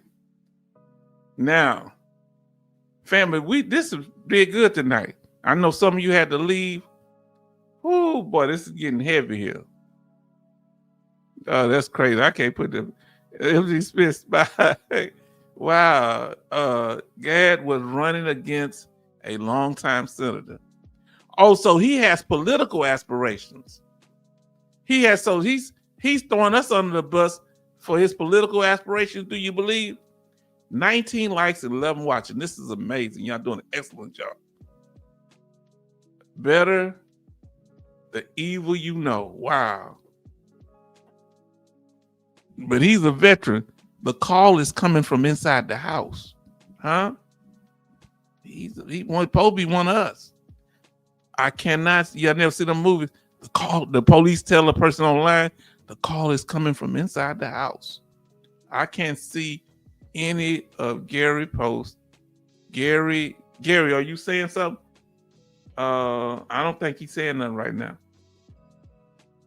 Sometimes people step away, or I hope it ain't blocked. Gary, do you have me blocked?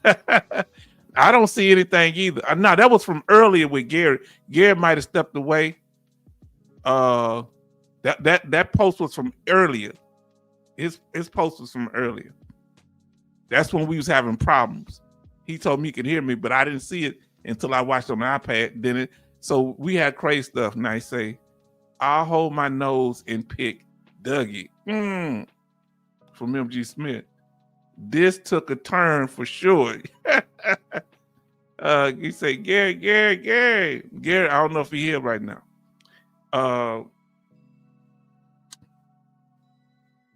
Kanye West. You go Kanye West on him? You take Kanye West. Okay. I'm being impatient. I'll leave Gary alone. Now, I don't think Gary here. I was looking at his comment from earlier. So I don't know. We're good. Now, family, thank y'all for being here. We've been here 3 hours. Any of y'all want to say any final comments? We're going to say goodbye to each other. I hope the information was informative. Was the information all right? Family, did we cover it properly? And I'm sorry, about my cough. I'm working on that. I don't know, I don't have cold no more, but I don't know what's scratching in my throat. I'm worried about that. So I'm going to have to get them to check me out or x-ray or something. It might be, let us know, family. I'm really happy that y'all are here, family. Do you see why it's so important to put out quality content and not to put out clickbait? We love Gary. That's why we were Gary. If you watch this recorder, if you had to step away, we know. If it blocked, let me know, because you should be here, Gary. And some of y'all, your comments came up later. So let me know if you have any issues. Yes, we did, but I think you gave me my nasty throat thing. I'm sorry. Oh, Lord. H-Town, you enjoy your beautiful weekend. Thank you so much. I'm going to miss you, and thank you for all the information you sent to me, Betty Bobs. And you and Alaska Nights and Charleston and all the people that give me information. Yes, chat help my anger about this. Now, when you first saw it, what was your first reaction when you first saw this? For those of you, when you first saw it, Betty said, okay, One Girl Rebel, have an amazing week. What was your first reaction? Were you shocked? Were you angry? Were you like something wrong with this guy? What did you think? Charleston say, same here, Charleston. And like I said, I want to say again to Civ Dib, because I got this from him, that, I got a notification that he had this video, and I saw that, I ain't look at his whole video. I just looked, he covered it, and because I like to do my own take on things, and I thank him for that, for putting out the information. And some of you heard it other places. Same here, Charleston. Was kind of chaotic and called him a jackwagon. Turd. Yeah, turd in the middle. Boy, that's wild. 1 or 3. Same to you, Betty. Okay. Reverend Low Down Dougie, if I gotta choose. Oh, he said he'd rather choose Reverend Low Down Dougie. So you'd rather, okay, hold on, family. We got to get out of here, but I got to ask y'all a question. You'd rather deal with somebody that lies. I guess he lied too. What's the difference? He's just devious here. This guy, you rather deal with somebody that lied politically. Why do you see him as more of a threat? The PhD, Mr. Gadd here. Oh my goodness, Dougie for the win. Who would have thought? Not me. Good night, shipmates. Good night, everyone. Have a nice seeing you, Bionic Woman. Yes, it was. And we want to wish well on her new grandson. Have a great weekend. Let me say a quick prayer. Dear Lord, we ask that you bless all the veterans that weren't able to make it here. Dogface Soldier, Benny, different ones. We want to bless Bionic Woman, and we pray for her healthy grandson and her family, that they be blessed, the mother that gave birth. We ask God that you continue to bless all of us and help us through this hard time, Lord, when people are attacking our benefits that we have earned. In Jesus' name, amen. Whoo! No weapon formed against me shall prosper. It won't work. H-Town, have a good night, my fellow veterans. Yes, indeed. In Jesus' name, amen. H-Town, like I said, better of two evils. That's heavy. Lieutenant, too smug. That's what he was. Smug. Really gets under my skin. Do you think he'll do a town hall meeting? In the name of Jesus. That's right. Yes, man. This is heavy, man. Family, I want to thank y'all. I ain't gonna hold y'all. We going a little bit over. We at 3 hours and 15 minutes. So I want to say thank y'all. Any last comments? I'll try to read it before I close out. But thank y'all for being here. Thank y'all for being so wonderful, patient, and please go back and watch the beginning because we talked about a lot of good information that you could really appreciate. Now, family, Jay Oliver says, I got a nasal spray from my primary care, helps with the cough and sneezing. I'm going to ask them for one. I'm supposed to go to my appointment on Monday. And if I don't, I'll go to the emergency room, have them check me out. I need to do that. I may need to go over there. Yes, prayer does change things and people's heart. Well, I hope we can change his heart, because if he gets in political power, it's look like he's going to be targeting us as veterans. He has a real arrogant mindset and snub, you know, like what our brother Charleston said, a really smug look on his face. Don't knock the old-fashioned nasal saline flush. It really does work, but it's gross. I'm going to do it. I'm going to check it out. And family, thank y'all for being so incredible and being here and sticking around, coming back. And I got love for all y'all, family. I speak my truth. I know I talk sometimes about my experiences as a black man, but I'm just telling you what I've been through. But I respect all veterans and all y'all service. Like I told you, they had the poor whites on the front line with us too. Huh?